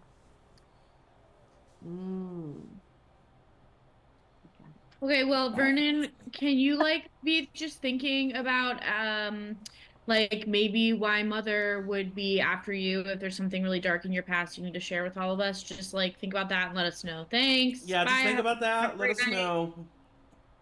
Um, I have been thinking about it, and I will let you know. Sick. Cool. Cool. Alaska, Yeah. hey, I've been thinking about Can we what put this happened car earlier. into gear and press the gas pedal? No. I want to hear what he has to say. I just want to say that I was totally out of line and I totally misunderstood, and I'm sorry. Hmm. Thanks, Vernon. No problem. Okay. Bye. She waits for you guys to like start walking away, and turns the car on and puts the car into drive and goes, "What a freak." Yeah. And proceeds to pull out of the alley and drive back to Probably the best one of us. Angelwood. What'd you say? Like Steve, like there's like a long. She says, "What a freak," and then there's a long pause, and Steve's like shaking his head the whole time, and then just goes, "But probably the best one of us." Terrible. She sighs very deeply. I punched Steve. Y'all make your way back I to absorb it. It doesn't hurt. Force Angelwood. field. Sorry. Oh my god. Just as the sun is kind of starting to set, you see a beautiful golden glow to the west as you make your way back towards this little neighborhood that is causing you so much grief right now. We'll start with Vernon and Jess as y'all make your way back to the train station that you took to get here. What's going on? Pretty crazy what happened. Mm-hmm. Pretty crazy. Just so you know, I didn't think that that was going to happen. I thought that we were just gonna have like a innocuous look around an apartment time. Did you know? Did you know the shit that Steve was doing? That he thought I had something to do with this? Is that why you've been following me around? Yes, that is, well, initially. I mean, I don't really believe in this kind of coincidences, but I don't know, it was the shock of Ronnie being gone, and I think Steve and Onyx and I were trying to still latch on to Ronnie in some way, and I think you were just in the way. Hmm.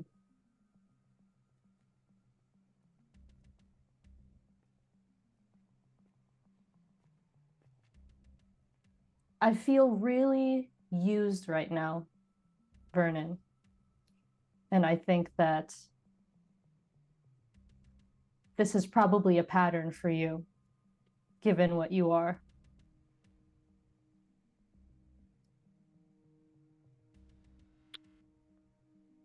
Well, yeah, it is a pattern,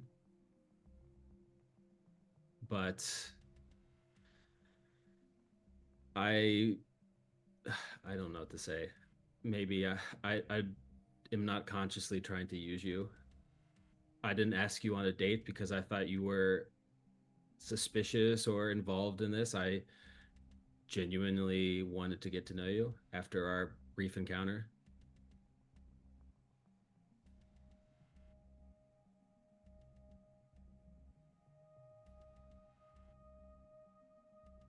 Has this Does this pattern serve you, do you think? Are you happy with this?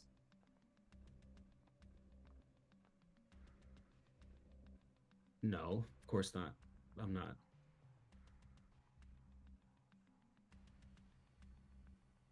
I wish more than anything that I could just live a life. And I think, I don't know, my frustration with that makes me uh, forget that other people exist, or at least are not in complete servitude to me. I don't know how much luck you'll have if you've been alive for 80 years and you've been doing this shit for 80 years. How much luck you'll have trying to change what's probably a product of your nature, you know? Um, I don't know what happens when someone like you tries to change. And so I would honestly feel better if you just kind of owned your shit, you know? Like be a piece of shit and know that you're a piece of shit.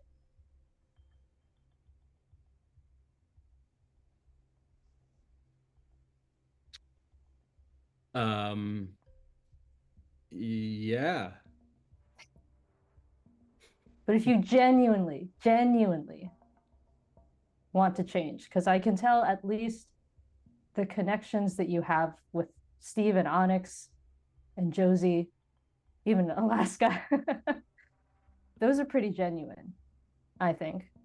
And maybe you can change. And if you want to try with me, I will do my best to help you.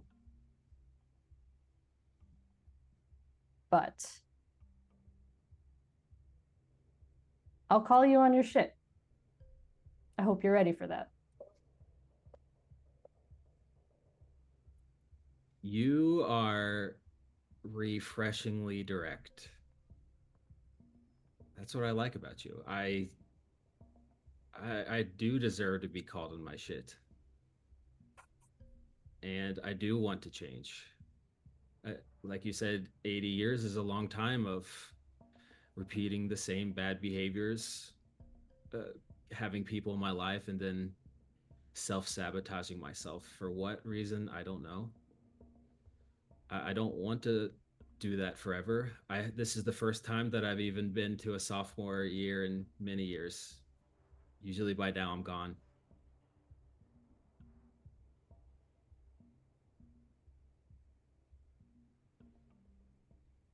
I'll grab Vernon by his chin and kiss him. Okay. And then when Are I you pull gonna- away, if you want me to roll, I will roll. I think you should, yeah. Yes. Always roll and so that there's an experience chance, you know? Oh my Yes, god, they got their very kisses true. in. The kisses. They're kissing. Also, I said this in the chat, but literally all we have done is bust Vernon for his shit and call him out. Yeah. Our entire friendship. So the partial succeed, can I use A or string. no. It would only get me up to a 9. That's still a partial succeed, right? Yeah. Mm-hmm. Yeah. Yeah, no, then never mind. So honestly, I don't know if I can either give you a string. So Vernon, would give you you a string? You can give Jess a string for this, or you can pick one of the reactions. I would give Jess a string. I'll give Jess a string. Cool. Many strings. You've given me so many strings. And I have so many strings on you. So Jess kisses yes. Vernon. And when I pull away, I'll say, the last thing you said was having never stayed to be a sophomore. I'll say then, I'm glad you stayed long enough for us to meet then. Don't fuck it up. I won't fuck it up. I promise. I will do. I cannot. I'm sorry. I cannot fully promise that, but I can promise you that I will try my very hardest to not fuck it up. That's fair. The best thing about that moment was narratively it worked, and also you chose string and not I promised something I think you want. Oh yeah. Whoops. So it works either way. Yeah. So, I mean, you've been kind of grilling me, which is fair, but you are obviously here looking for something as well. And this is the second time that you've gotten yourself mixed up with people like me. Are you searching for it? It just happens to you.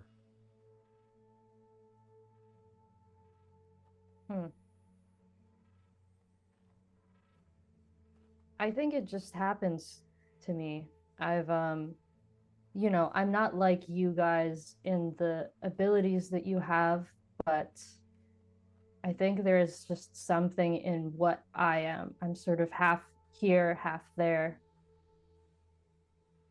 That I just get mixed up in this. And I don't know if I do it consciously or if people like you just find me. I'm hoping it's some secret third thing. And I'm not just the doomed normie or whatever. But I think I like to believe that 2's a coincidence and 3's a pattern, and we're still on just the second time. All right. That's fair enough. I don't know any other group of people with abilities around here, just the ones that you saw in that room. You lot tend to find each other, I think. Yeah. It's kind of weird because, I know Steve kind of figured out his powers during the course of the year, and I'm over here like, oh, I've had my powers for so long. Welcome to the club. But sometimes I do overestimate myself because of my vampireness. But there's no way that you've been doing all this alone. Even before meeting everyone, someone turned you. Yep, someone turned me, of course. But I don't know that person. It was just we had been dating for 3 weeks. She turned me. I basically never saw her again.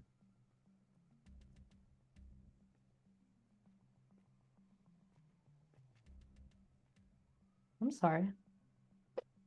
Eh, Did you ever try to okay. find her? No, never did. I don't really blame her. I don't think she meant to do it. I think she was scared. But, it was, it's a cycle. And, it sounds fun and cool at the beginning. I gotta admit, being a vampire is fun and cool. But, of course, there are consequences.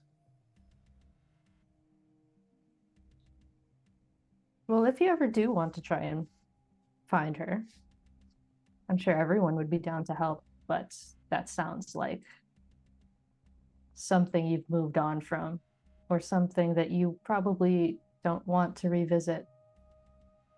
But that fucking sucks, and I don't know if you've really sat with that. Frankly, I haven't thought about her in many, many years, so maybe I haven't sat with it. But I'm thankful that I found my sister. She's not really my sister, but she's my vampire sister. So I wasn't aimless.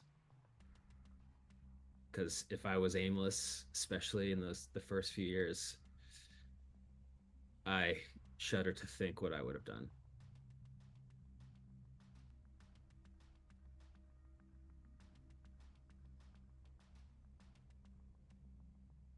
I'm glad you had her then. And I'm glad that you have friends. I think you're already better than her, whoever it was that turned you. Thank you. I hope to be. My sister Lilith, she's kind of a party animal. How do you feel about parties, raves, nightclubs? I can get down. Okay. And just so you know, I don't know how you feel about this, but there's going to be a lot of cocaine there. What? So, okay, you can't eat, but you can do drugs. Oh, yeah. I don't know how it works. Okay. Okay. Yeah. Let's do it. Cool. Let's do it this weekend. This weekend. Well, I mean, I could probably just bother her at a drop of a hat and she would have to let me in because I'm her brother, but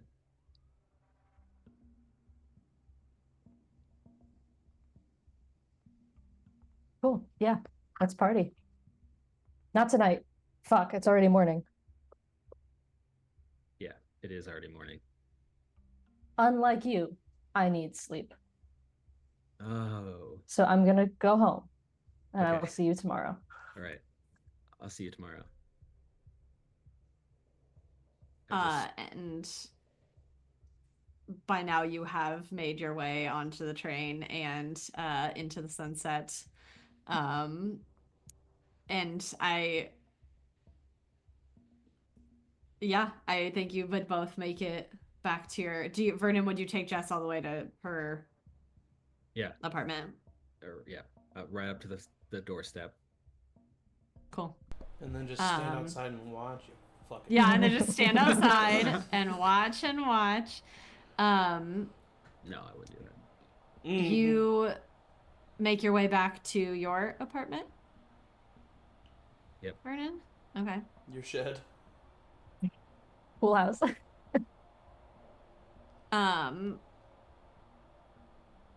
Jess, it's actually a decent hour when you get home. It's not morning. I'm sorry to say. I don't want to say no but the sun That's was fine. just setting. And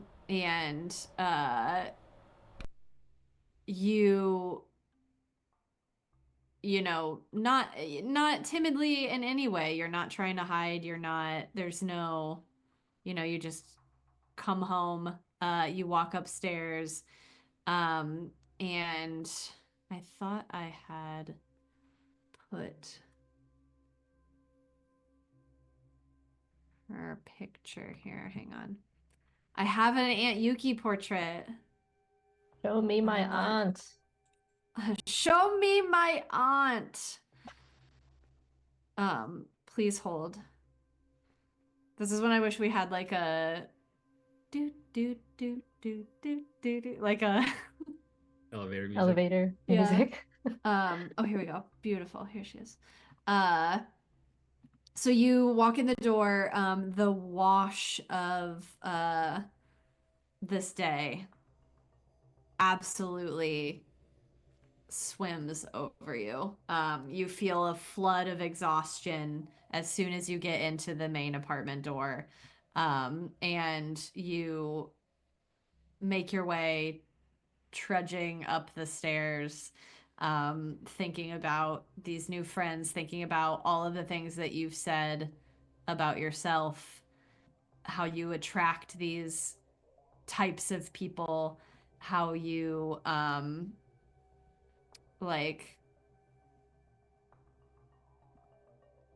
first time, second time, third time is jokes on you. And and you walk up to the apartment door on the 3rd floor. I think we've canonically said. You open the door, and your aunt, and I'm stalling because I'm just about loaded in here. It's okay. I can't tell. Thanks. You see your Aunt Yuki sitting on at the kitchen table in the small apartment. You she looks up from, you know, she was probably reading a news article on her phone, and she looks up and she's for a brief moment you think you see that she's surprised to see you, not in the way that, like, you know, she's shocked, but that, like, she was expecting there to be, you know, a little bit more disrespect, or you would come home later, or you would be like in a huff. And she kind of sees you and takes you in and says, how was the day? It was good. And I think Jess is like looking at the floor a little bit, and we'll try to walk into the kitchen and just kind of putter around a little bit, like very pointedly not looking at her aunt, but also like being kind of nonchalant about it. Yeah. You can feel as you're doing this that her essence is towards you. Like, she's not watching you, she's not paying attention, she's not asking you questions, she's not overindulging in, you know, interacting with you, but you can tell that she is open to you, if that makes sense. And as you make your way around the kitchen and are looking for some benign piece of activity to distract you, you feel that openness from her. This person that you have probably, like, in theory, not spent a lot of time with, especially as a functional human. Maybe when you were younger, you spent some time, or you remember her visiting, but she is, you know, for all intents and purposes, really a stranger who is family. Yeah. I think Jess has found like a task in making a cup of tea, and then after sort of like a moment's thought, makes 2 cups, and then brings both of them over and sits across from their aunt, and still like not looking at her and just kind of like looking into the mug of tea, kind of looking for something. She'll say to her, "Do I attract trouble?"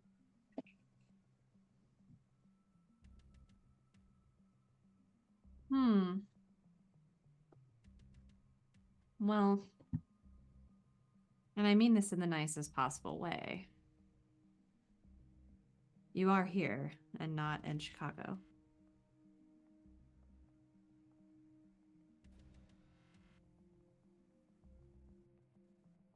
But so hypothetically, if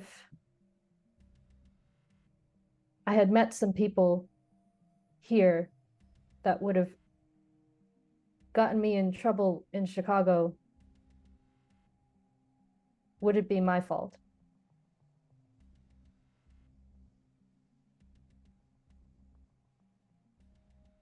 I don't think it's your fault. I don't think it would be your fault. I think that there's just something that you're trying to work out.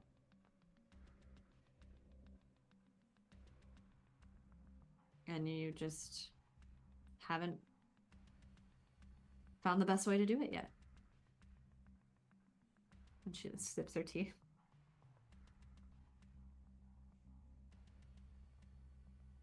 Because I just can't help but think that, you put a person in circumstances and they're just kind of like a product of circumstances. Fine. And then you take them out of those circumstances and then you put them in a new place. And if the same thing happens, then the only thing that's in common between the two things is that person. So I don't, yeah, like what does that mean? Does that person then have to go to like a new place? And then just to like see if that happens again, and like how many times can you move or get moved around and then nothing changes? I don't know. Well, it sounds like you've settled on a pattern. Maybe you need to think about changing the pattern.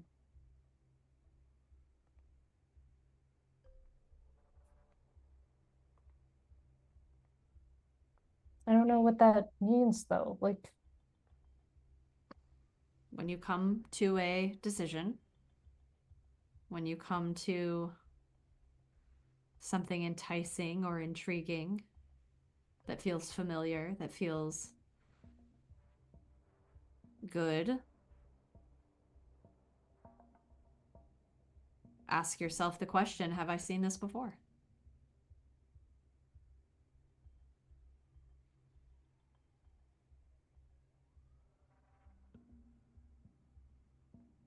and if I've seen it before, then what am I supposed to do? Well, certainly not that. And she sips her tea. You're also and again, I mean this in the nicest possible way, a kid. But what happened in Chicago,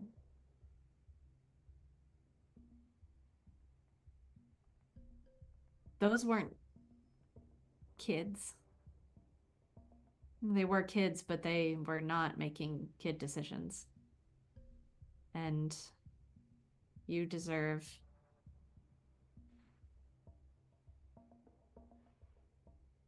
to work it out in a place that's a little safer.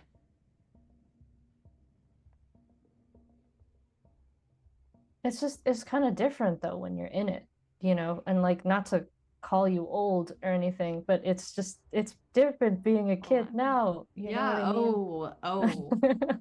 I watch Euphoria. I've seen the first season. That Zendaya, she takes a lot of drugs. Are you taking? I'm not doing drugs. You know what? I've seen Euphoria, and I will say very unreal. The dress codes in that school, like the lack of, Awful. very unrealistic. Awful. But I will say, that show captured the feeling and the gravitas of teenagehood very, very well. I've seen the characters in Euphoria, definitely people around here that sort of have that attitude about themselves. You know what I mean? Boy. It's sort of like they put on like high school glasses on the camera and like everything just kind of looks like that. Like everything is dramatic and everything is like the end of the world. Yeah. I'm just like, I'm in it. I don't know what it is to not be in it.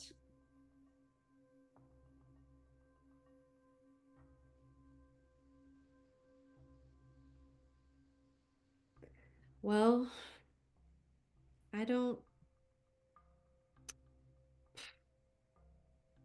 I'm an aunt and this seems like mom stuff, and I didn't quite take that class, so I don't know really what to tell you except that just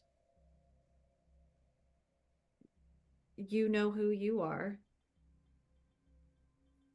and you are strong and you should make sure that whatever choices you make are your strong choices. But also remember that you're here and there are always going to be forces outside of your control that are going to try to dictate what choices you make.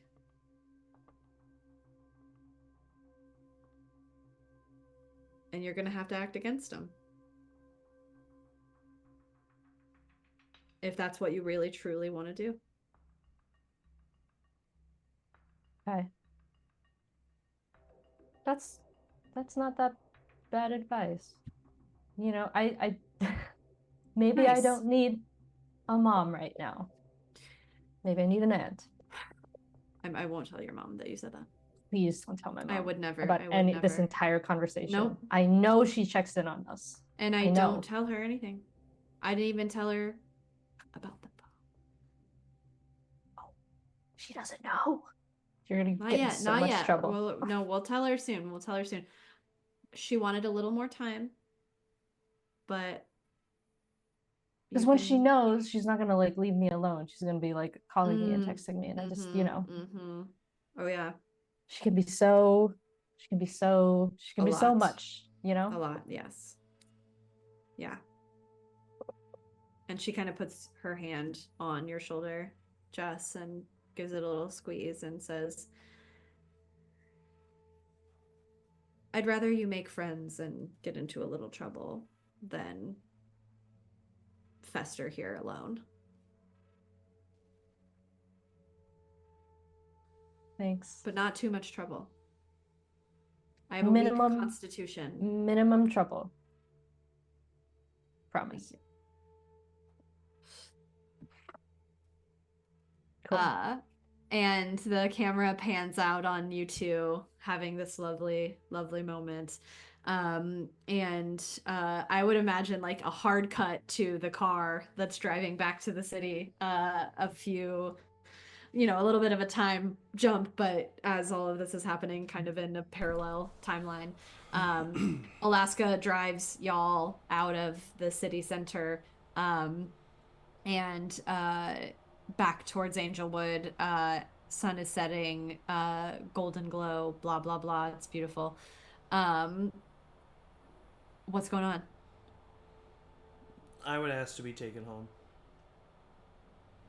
Alaska, yeah, obviously. I'm not gonna like... No. Yeah, you're getting a ride home. Thanks? What? Sorry, it's just like kind of fucking crazy out there right now. Like, I'm not gonna like just drop you off at some location and be like, yeah, walk, you fucking witch boy. Like, yeah, Jesus. I appreciate it. Thank you. I mean, I was asking more for just like politeness sake. It would have been totally fucked up of you to say no. I'm in the car. I kind of want to run that back and see what would happen though if I did say no. Like, you two calm down. I don't know. Hey, if you two, Steve's cool. If you two, she knows. If you two go out there tonight, please. Oh shit, are we please be careful. Tonight? No, I don't think and you Josh should. is like, tonight? I No, don't think you should. I'm just saying, if you do, please be careful. Yeah. I don't want to go tonight. Good, don't. Oh, for what it's worth. Onyx, if you want to go tonight, I will gather myself and I will figure it out, but... Give yourself a mental health night. Go watch Shrek 2. Shrek 2? It's Vernon's Without Vernon? Fucking Shrek 2. I don't know. The first Vernon one's likes Shrek 2. Yeah, it's his favorite movie. I don't know how it's he doesn't his like favorite the first movie. One more. The first one is better. Oh my god, yeah. What a fucking freak. I know. I wish I would have hit him harder, honestly. Yeah. He keeps his facade up pretty well, but you can always root out the Shrek 2 lovers eventually. God. Alaska just starts like cackling. You get a text, Onyx. You feel the vibration of your phone. You take it out, and though he is sitting right next to you in the seat, Josh texts you. Oh, sweet boy. And he says, hey, that was a lot. You okay? Aww. It's so sad that we broke up now that we've had this new sweet bond. I think I would like look at it and then like look at him and You see him like looking down at his phone, and he feels you look at him, and he just smiles. I think I would like. God, stop I think flirting I. Yeah. Well, it's like beyond that though. It's like I think we do like really care about each other. Like the reason we're breaking up is because he's leaving, you know? It's so fucking high school. Uh, can't do long distance. But I think I would just grab his hand and uh be like, I'm good. You good? You say it out loud. Yeah. He like Yeah, I'm good. in the honestly, he like sighs relief that you said that. Yeah, I think and Steve looks at literally, you. Steve is literally like, yeah, I'm good. He's like, they genuinely think that. And he'll squeeze your hand back, but he'll just be like, and for a brief moment, you think you might see like a small glisten in his eye. But maybe it was just the Light. reflection of the street lights turning on. I'll let you know if my mom has any information, but I doubt she does. I roll my eyes and then I text Josh back and say, you gonna be okay tonight? Need anything?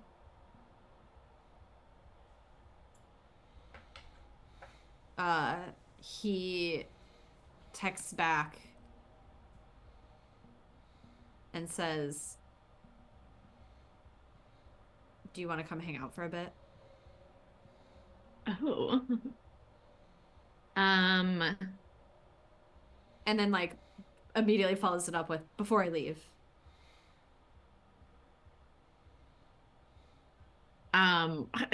I'm like, I imagine like sitting in the back seat texting like this. Steve doesn't see. Yeah. I'm like, Well, because no. you're in the back seat with Josh. I would like to think Steve's in the front seat with Alaska. Yeah. Oh, okay. Unless you want to, because Oh, that's fine. on the way I here, thought, you were riding with Alaska. yes. For some reason, I pictured myself sitting between the two of them, where I'm like trying to send a text like that. And it's just Uber style, and Alaska's in the front seat by herself. Yeah, I hadn't thought that through. Yeah. Yeah. So I think I'd be like, yeah, I'd like, yeah, I'd like that. Yeah, I'd like that. Yeah. You see him smile again, try to keep it really small, and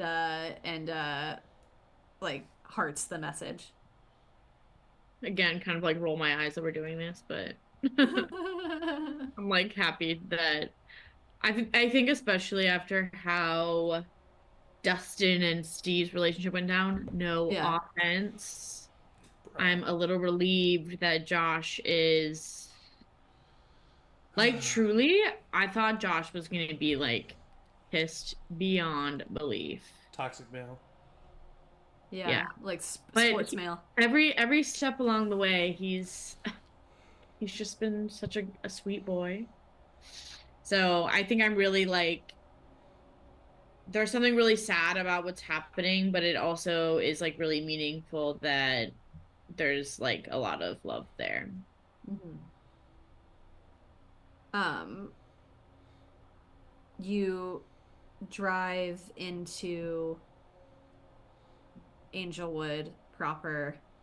The sun has set behind the buildings and the streetlights are all on, and it's a beautiful wash of just kind of this amber light as you drive up to Steve's house.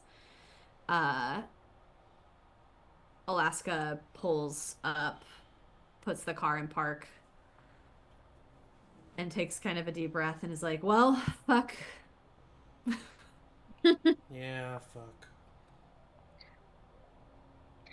Not exactly the day I expected, and yet I don't know why I didn't. Yeah, I don't know what we thought we would. I'm glad I was there with you guys, if it means anything. Yeah. Yeah, I'm glad you all were there too. Thanks, Steve. I feel like I don't know. Never mind. I'll see y'all tomorrow.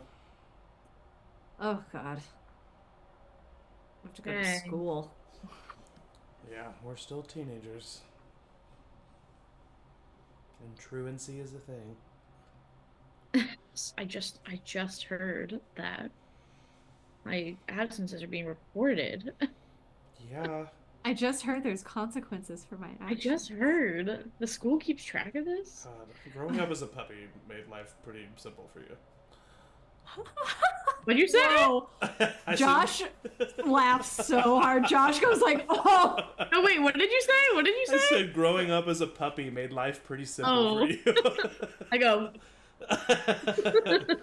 And then I blow you a kiss and I leave and I go inside and sit down in the kitchen and is my mom there? You don't see her immediately, but you do hear her in the house. I go looking for where she is. You kind of walk around. You hear like music coming from somewhere, like it's like someone's playing like on a radio or something. And you take a second to try to listen. You hear it coming from downstairs in your basement. And you kind of make your way to the basement door, and you crack it open, and you can hear like a light kind of like jazzy, but like not overly hyped jazz. It's like a soft kind of like sunset-y kind of, like I would think of think of like boning in the basement. like I'll Be Seeing You by like Billie Holiday or something, that kind of thing. Like and you push the door open a little bit and you see like at the bottom of the stairs your parents are dancing with each other, and your dad kind of like fake dips your mom and like laughs and she starts laughing, and um they're together. And you're so glad that he came back.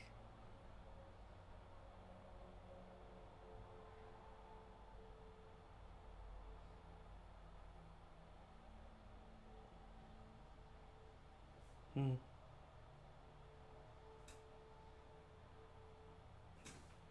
Hmm.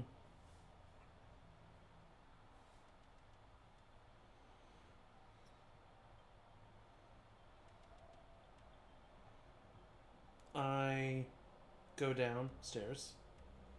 Mm-hmm.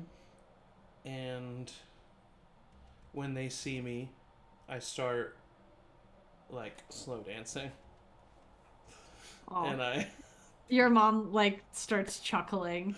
And I go up to them and I like join in and make them like three-way dance with me. Oh, your dad makes some comment about how you must be his son because you got your moves from him, and your mom starts telling you about the first dance at their wedding and how they got everybody because they started to do a slow dance and then it turned into like a fast dance and they kind of coordinated it and everybody was really surprised and very shocked, and you all spend however long just it, from dancing to like suddenly you're sitting on the couch and you're laughing, and you tell them that your friend Vernon's favorite movie is Shrek 2 and you watched it in the basement while they were gone, and just story after story starts coming up about these friends, and you realize this is the first time you've kind of sat, all three of you,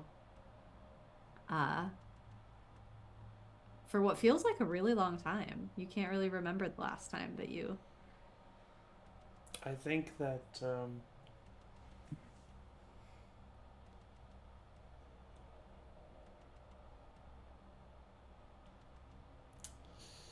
I think at one point Steve just like leans into his dad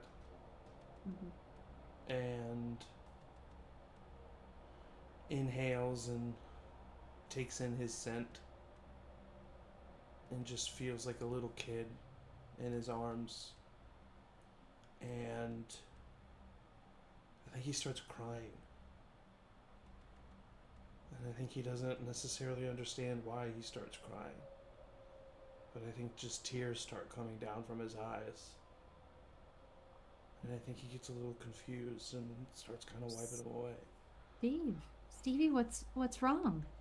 Your mom sees this and gets concerned and kind of leans into you, and your dad, who you were leaning into, who can't see you immediately, sees the reaction of your mother and kind of like pulls you away from him and tries to like turn you around. What's wrong? I don't know, I feel like I really missed you. Well, we're right here, son. We're right here. And he looks at your mom and she's looking at you really concerned. Yeah, we're not. It's only been, oh gosh, what? Like a few, I saw you out leaving school. Are you feeling okay? I don't know.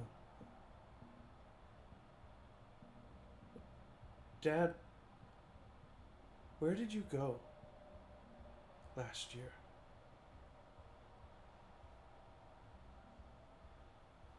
He kind of ponders this. He perks up a little bit and was like, well, I was away and for work, and I didn't really want to take the assignment, but it was a good opportunity, and your mom's kind of nodding along But where? with him.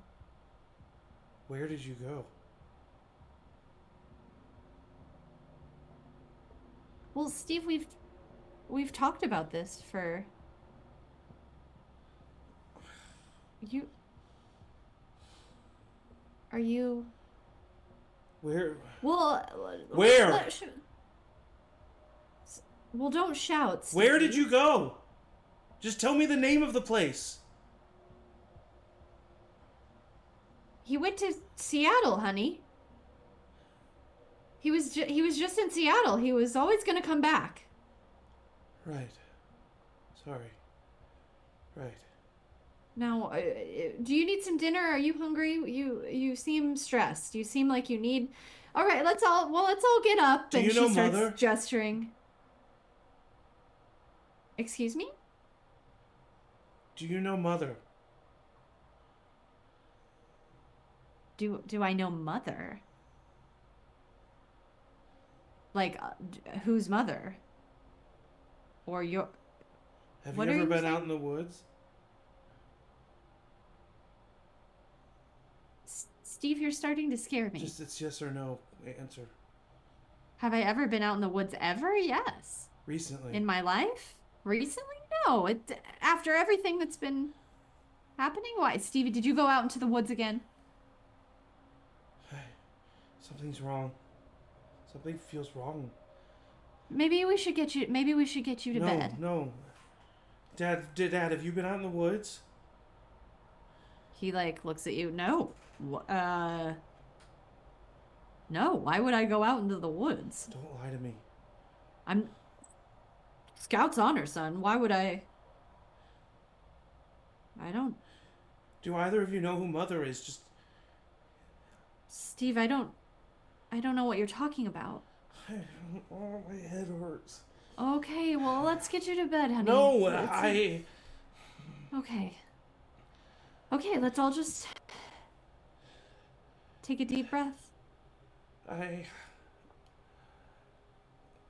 so confused. Stevie, do we need to get you to a doctor? Are you sick? Because if you're sick, I'll Show me the receipt. Show me the plane ticket.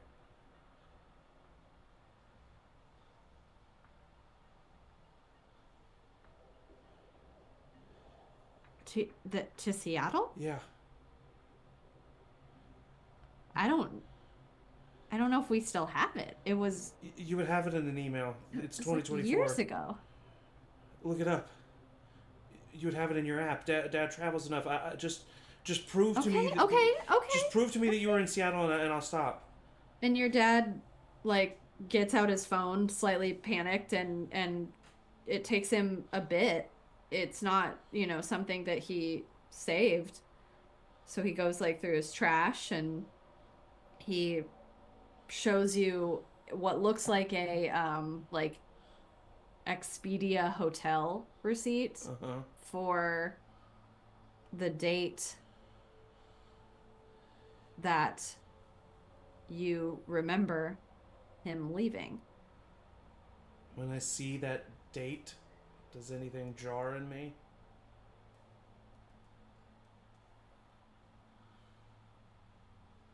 You look at the date, and I'll let you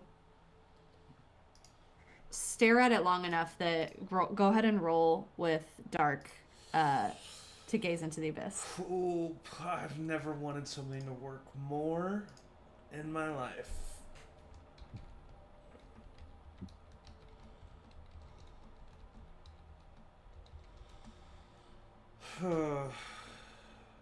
Okay. That is a 13. Oh!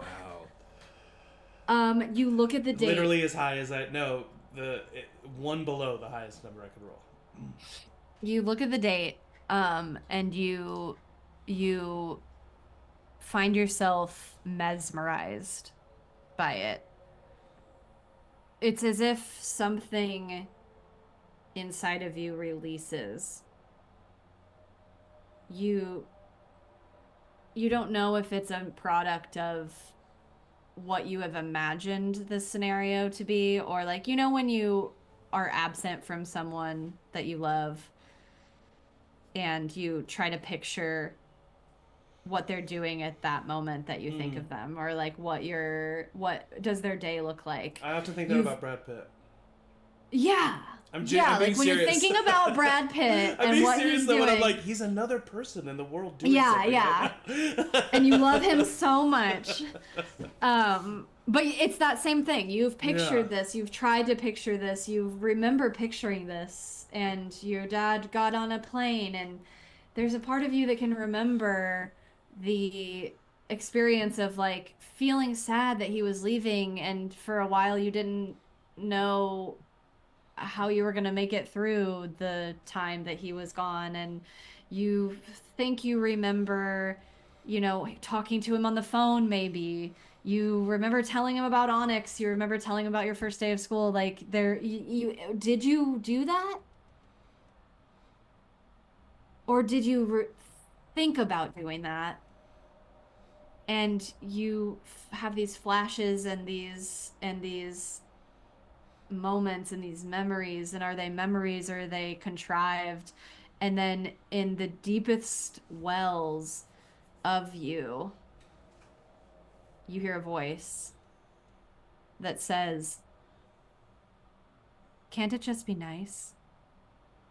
And you snap back to looking at that date, and your dad's like, that's good, that's where I stayed, this is the hotel that I stayed in.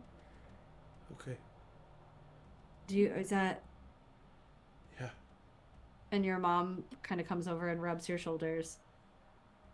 Sorry, I think I just had a really stressful day at school. Dustin and I broke up. Oh, well, there it is, Steve.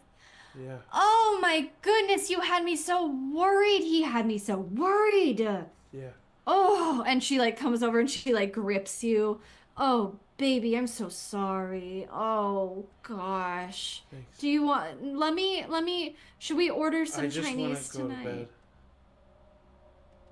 Okay, okay. Oh, love, okay. And she, like, helps you get up and, um, ushers you up the stairs. And as you're going up the stairs, it's, like, too awkward for her to continue to hang on to you, so she kind of lets go and you continue to float up the stairs.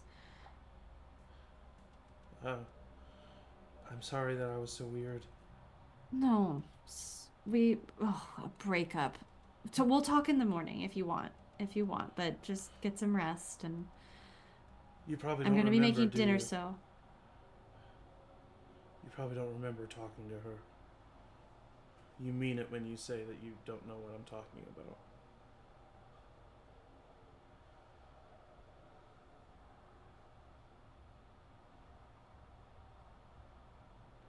I don't know what you're talking about.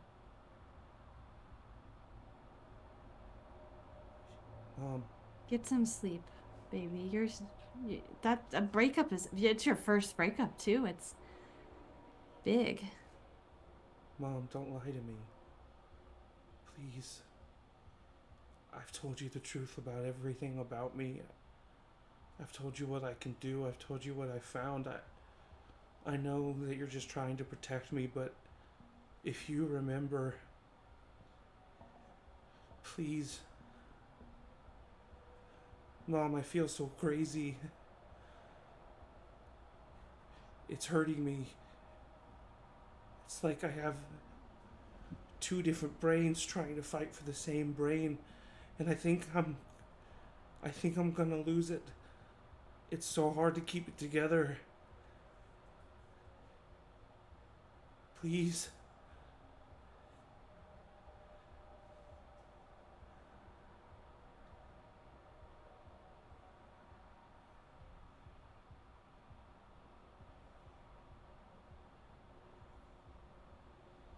He stands up. No. Can't it just be nice? No. What did you do? Steve, everything's okay. What did you do? Everything is gonna be okay. You just had a breakup. My eyes go black. My skin goes pale.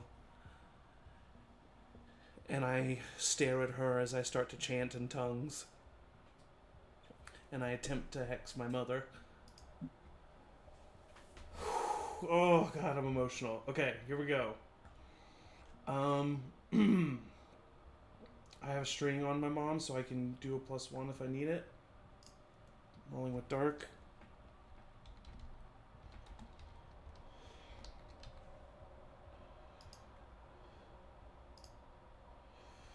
It's a 7. That's a partial success. That's an 8 wouldn't help me, but what it says for hexing is it works, but I choose 1. The casting does me 1 harm.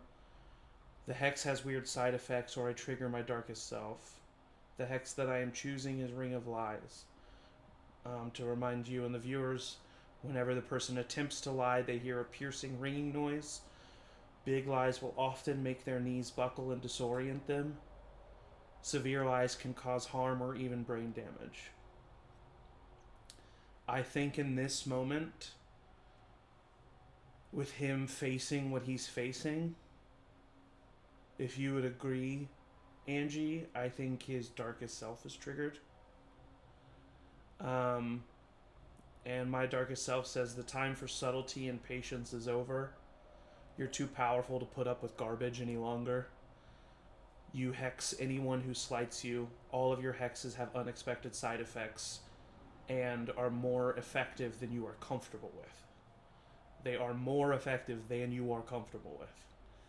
To escape your darkest self, you must offer peace to the one you have hurt the most. And I think in this moment, the room kind of darkens around Steve. He begins to float. His eyes are black. His hair is kind of flowing. And he screams, "Did you make a deal with Mother?"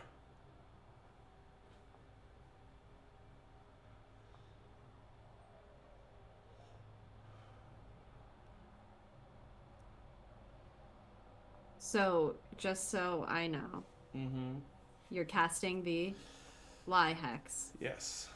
And you have chosen the Darkest Self trigger as the thing that is the partial.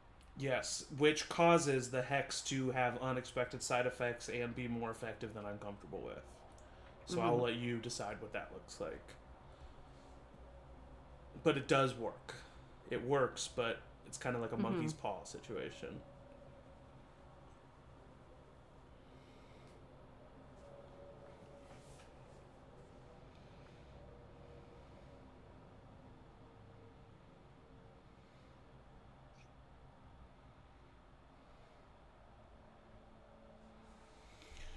My heart's racing.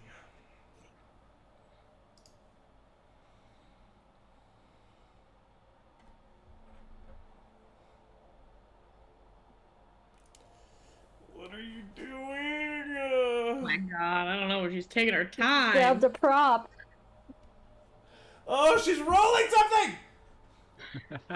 You went for it. You went for it, dog. Well, I mean, I don't... I feel You like, had to. Yeah, I feel like I didn't have an option, really. I guess I could have just let it be nice.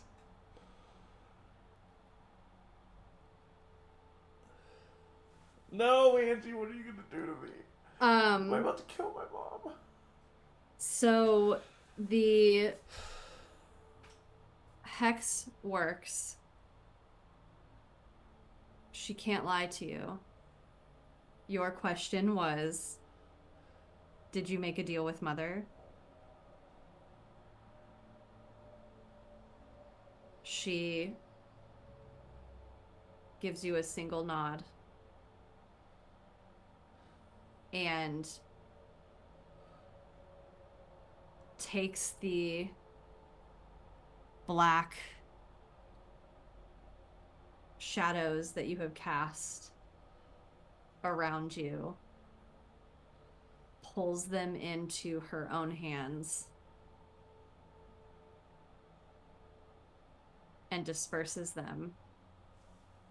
Oh! And I will not hear any more of it, mister. And you feel the darkest self that you have put forth. The volatility of your spells, the magic coursing through you, the anger be pulled from you. And the shadows kind of almost like a tattoo ink through your mother's arms as they like slightly dissipate.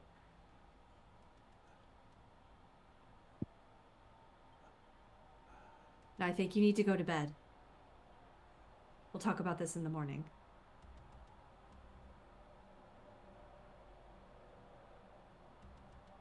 Okay.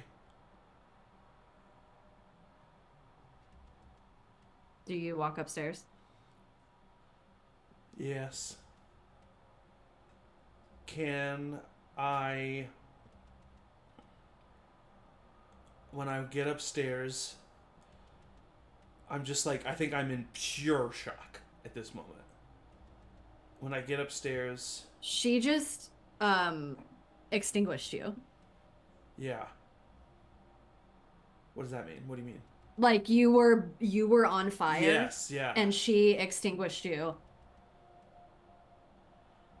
Is what happened. I go to my wall in my room and I see if I can put my hand through it.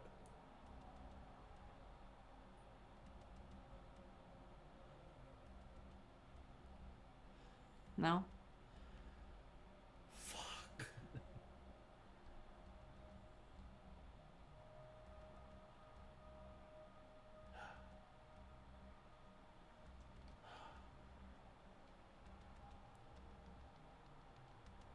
What did you do,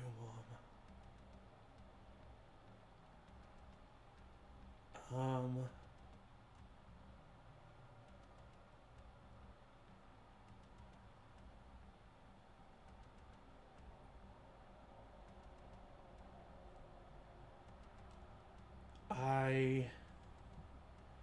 think that Steve is thinking in this moment, I wonder if Steve is curious if that even is his mom. I think he thinks it is, but he's not sure. It was your mom the whole time. Like, there was no... She did not shift form. She did not change. It was as if your mom just did... No, I know. I think that Steve is like, he's like, either my mom's a witch or that person is not my mom. Is where Steve's head is at right now. Mm-hmm. And I think he feels, especially because that person knows now, even if it is his mom, I think he feels a little in danger.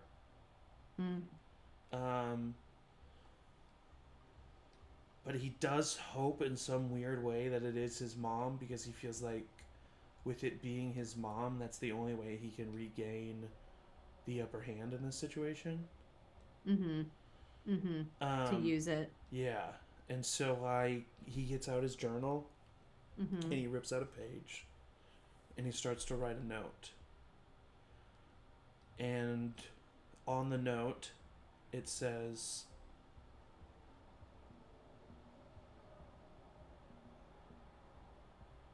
if there is any part of you that loves me, you will hear me when I say, this was a mistake.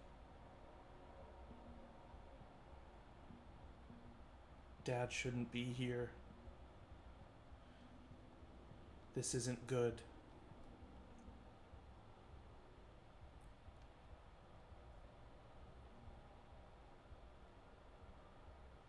So if you want it this way, with blind ignorance,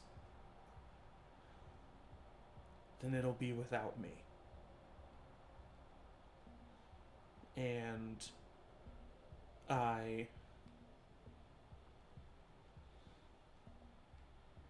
grab my backpack and I put some clothes in it and I try to sneak outside the front door. I say that you can do that because as you leave through the front, you hear the same music playing in the basement and the laughter of your parents continuing. I think like cinematically you see him like about to shut the door and he like looks back and hears the music. And he, single tear comes down his face. And I think he remembers memories with his dad and all of the good that it is and good that it was.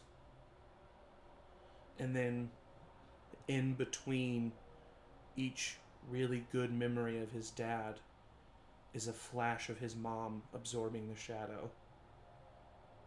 And a flash of his mom showing that darkness in her.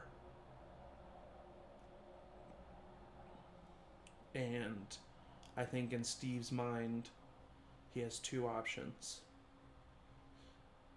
He can either go back down into the basement and live in blind ignorance, willful ignorance at this point, but know that his mom is contracted to some ancient horror, and to also know that there's a chance that she could end up like Onyx's parents or worse. And I think that he knows that that's not worth it. And so he shuts the door and he gets out his phone and he calls Onyx,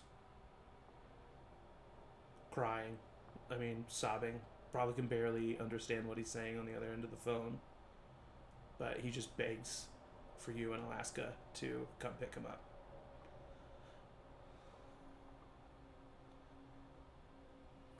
we cut to a little bit of time before, as Steve is getting dropped off at his house.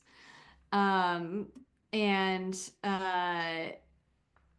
Alaska has just pieced you and pulls away from your house. Alaska's gonna drop Josh off. Do you say anything before? Do you get out? Was he asking to hang out tonight or just before he goes? He was asking for you to hang out for a bit since he's leaving, essentially. Tonight. Oh, I see what it sounds like. Yes. My intention was that he was asking you to hang out tonight. Yeah. So I think I mean, at this point I'd be like, hey, Oh no, I'm about to cuck Josh. Whoa. Sorry.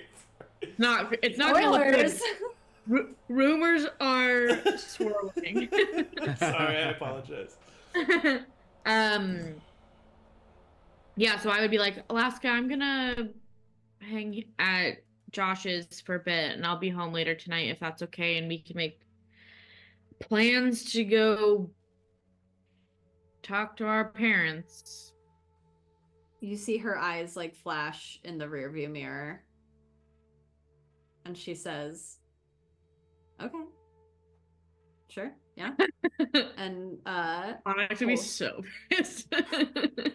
pulls up. She's like smirking. Oh my god, you guys stayed in the back and made her cab drive you. That's so weird. According to what Angie just narrated, yes. I mean, if you want to change it, please feel free. I will I think retcon. it's very little sister, older sister move. I think it's I will retcon sassy. Well, because like in my head, it's a high schooler who's like, do I like by the time they've overthought, do they move or do they not? Yeah. The car's motion and they can't. Yeah. So if you want to retcon, I will absolutely No. retcon sassy Alaska. But like y'all have been through it. There's not much more banter. She drives up to Josh's. She puts the car in park. And If she's still smirking as we get out, I'm grabbing whatever stuff I have out of the car and I go like, be normal, and shut the door. Be normal. Rolls down the window, and as she drives away, she says, make good choices. Fuck you. And drives away. Josh is like, what was that? Well, if you don't know, then we don't need to talk about it. I'm glad I don't have a sister, honestly. She would roast me. Honestly, Absolutely I've destroy. kind of never been more glad to have Alaska. It's not always felt that way, you know? Yeah.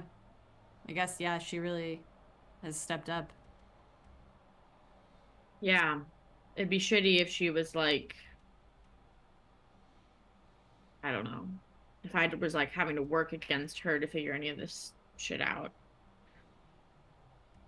So I'm glad she's along for the ride, I guess. How are you doing? I mean, that was a lot. Yeah. That was like a lot. Threw you in the deep end. And like, it's fine. Like, I'll be fine, but it's like, it's a lot for you too. And that, I don't know. I just like, I'm kind of like pissed at myself that I like couldn't be there for you. I mean, it's not your fault. I don't know. That means, it does mean a lot to hear you say that, but I don't know what you could have done, Josh. I mean, we've not really done anything to stop it ourselves, so. Well, like, I don't mean even like, I don't need to like, you know, do anything like towards the cause or something, but like, there's always like a guy on the inside, you know, like there's a guy who like you come and you tell your shit to. Like, I don't know, like in an action movie, there's like a bartender that you like vent your frustrations to, and he's like, yeah, that must be tough. And then he hands you a drink, and like they're buddies, and you know what I mean? It's like, I don't know. But like in that scenario, I think it's kind of what Jess was talking about, where like the bartender would probably call the cops, right? I wouldn't. Oh, you're the bartender. Honestly, forget I said that. Right, it's just I just I didn't know that's what you meant. basically like what I'm trying to say is that like I feel like what we have is really special, and or what we I guess had is really special, and it sucks that like it kind of feels like I didn't even like what I thought it wasn't really true. And like not to be like I don't not like to be an asshole about it or anything. No, But no. I think you have every right to be pissed off about it, but I mean, yeah, there's a lot that you didn't know, but I don't I don't know. The way that I felt past tense was real, and you let me feel just like a normal high schooler. That was like really nice. wait. Felt as in like boom, you're already over it. Josh, Like no. boom, like oh, we're broken up. I'm No. done. No, I feel like I can't. I feel like I have to let you like you're leaving. I no, it's not of course that clean cut. I found out this last night, not even 24 hours ago, accidentally that you were going. No, that's not fair. I have, it seems like we both have to move on. So I'm just trying to let that happen.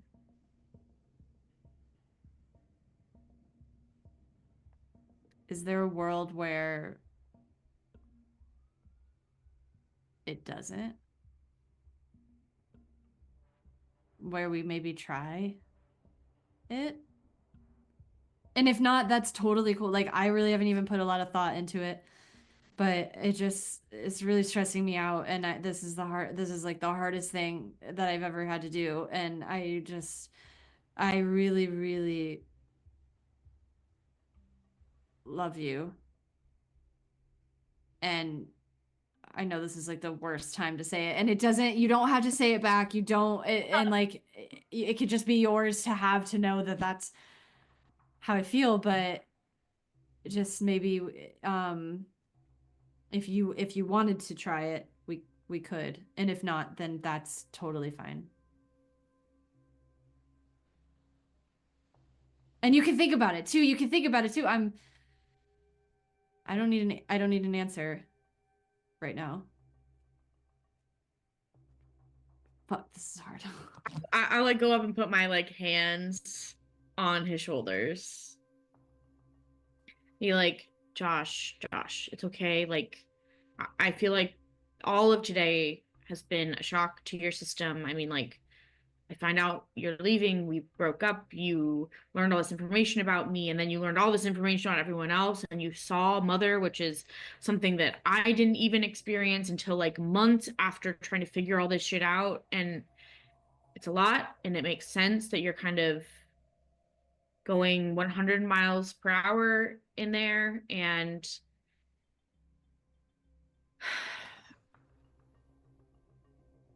I think this is it.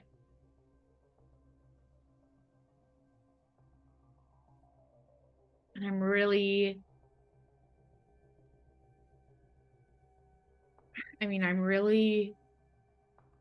heartbroken about it. I'm not saying that with any sort of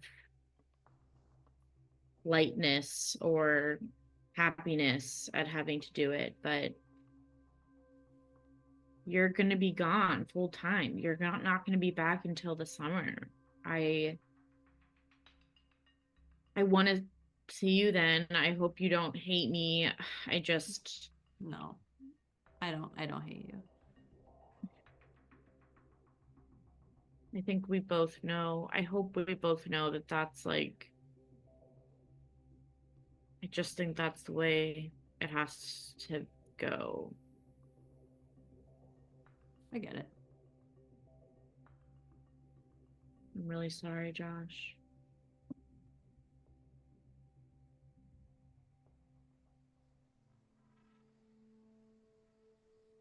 Well, then I just have one more question. What? Will you please, and I cannot stress this enough, please do everything in your fucking power to just not die.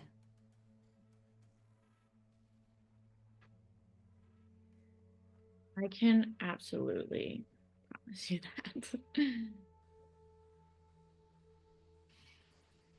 And you see him just like exhale everything he has been holding the last few days. And he hugs you and like as he kind of pulls away, kind of like pushes his lips into your like temple and follows down and like holds your hands and like that shake of finality squeezes them and says, well, I'll see you next summer. Can't wait. And he'll turn and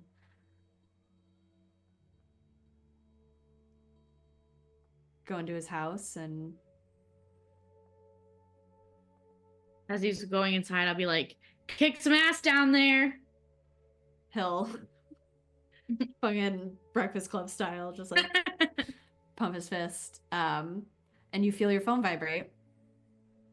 And I'm like standing in his front yard. Alaska's driven off. I'm like, yeah. You live like honestly pretty close to Josh. Alaska was just doing a courtesy that drop you off. Okay. But you live pretty close. And it's not quite all the way dark yet. And your phone vibrates and you see Steve's like dumb picture from one of your D&D sessions pop up where he's like he like stole your phone or something. And you answer the phone. And I'd be like, what? Yeah, Steve would just be, you would like say what, and you would just hear like, Onyx, like with like a big sob. Oh no. What? And then like, I literally like I don't even have it in me right now to give and that's fine because like, that's where we'll end the session. We'll end the session with Onyx answering the phone saying what? Yeah. What? Pick back up and a sob from Steve next week, with hopefully a Josie to account for her absence and to learn about all that went down. But yeah, we'll end it there after a wild stream. My God, you guys. Honestly, like kind of like real I'm time, shaking, but also like kind of like real time passed. Like that was probably like 3 hours of time. Like it honestly was maybe like a little more or less. Yeah. Like whoever. Wow, that was crazy. Yes. So thank you all for joining us. Take a drink of water. Take care of yourself tonight. Join us tomorrow for some silly hot take presentations with Hear Me Out at 7, right? It's at 7 p.m. Yeah. Very silly. I should know I'm doing it. Actually, yeah, we're having it's you, me, and Matt, correct, right? Yeah. So if you want to see more of us, hosted yeah, by Emily. But otherwise, Peter follow us on Ronnie. socials. Follow our Discord if you want to hear what we were chatting about during the stream. And otherwise, much love to all of you. Stay feral. Stay feral. Hey, good night.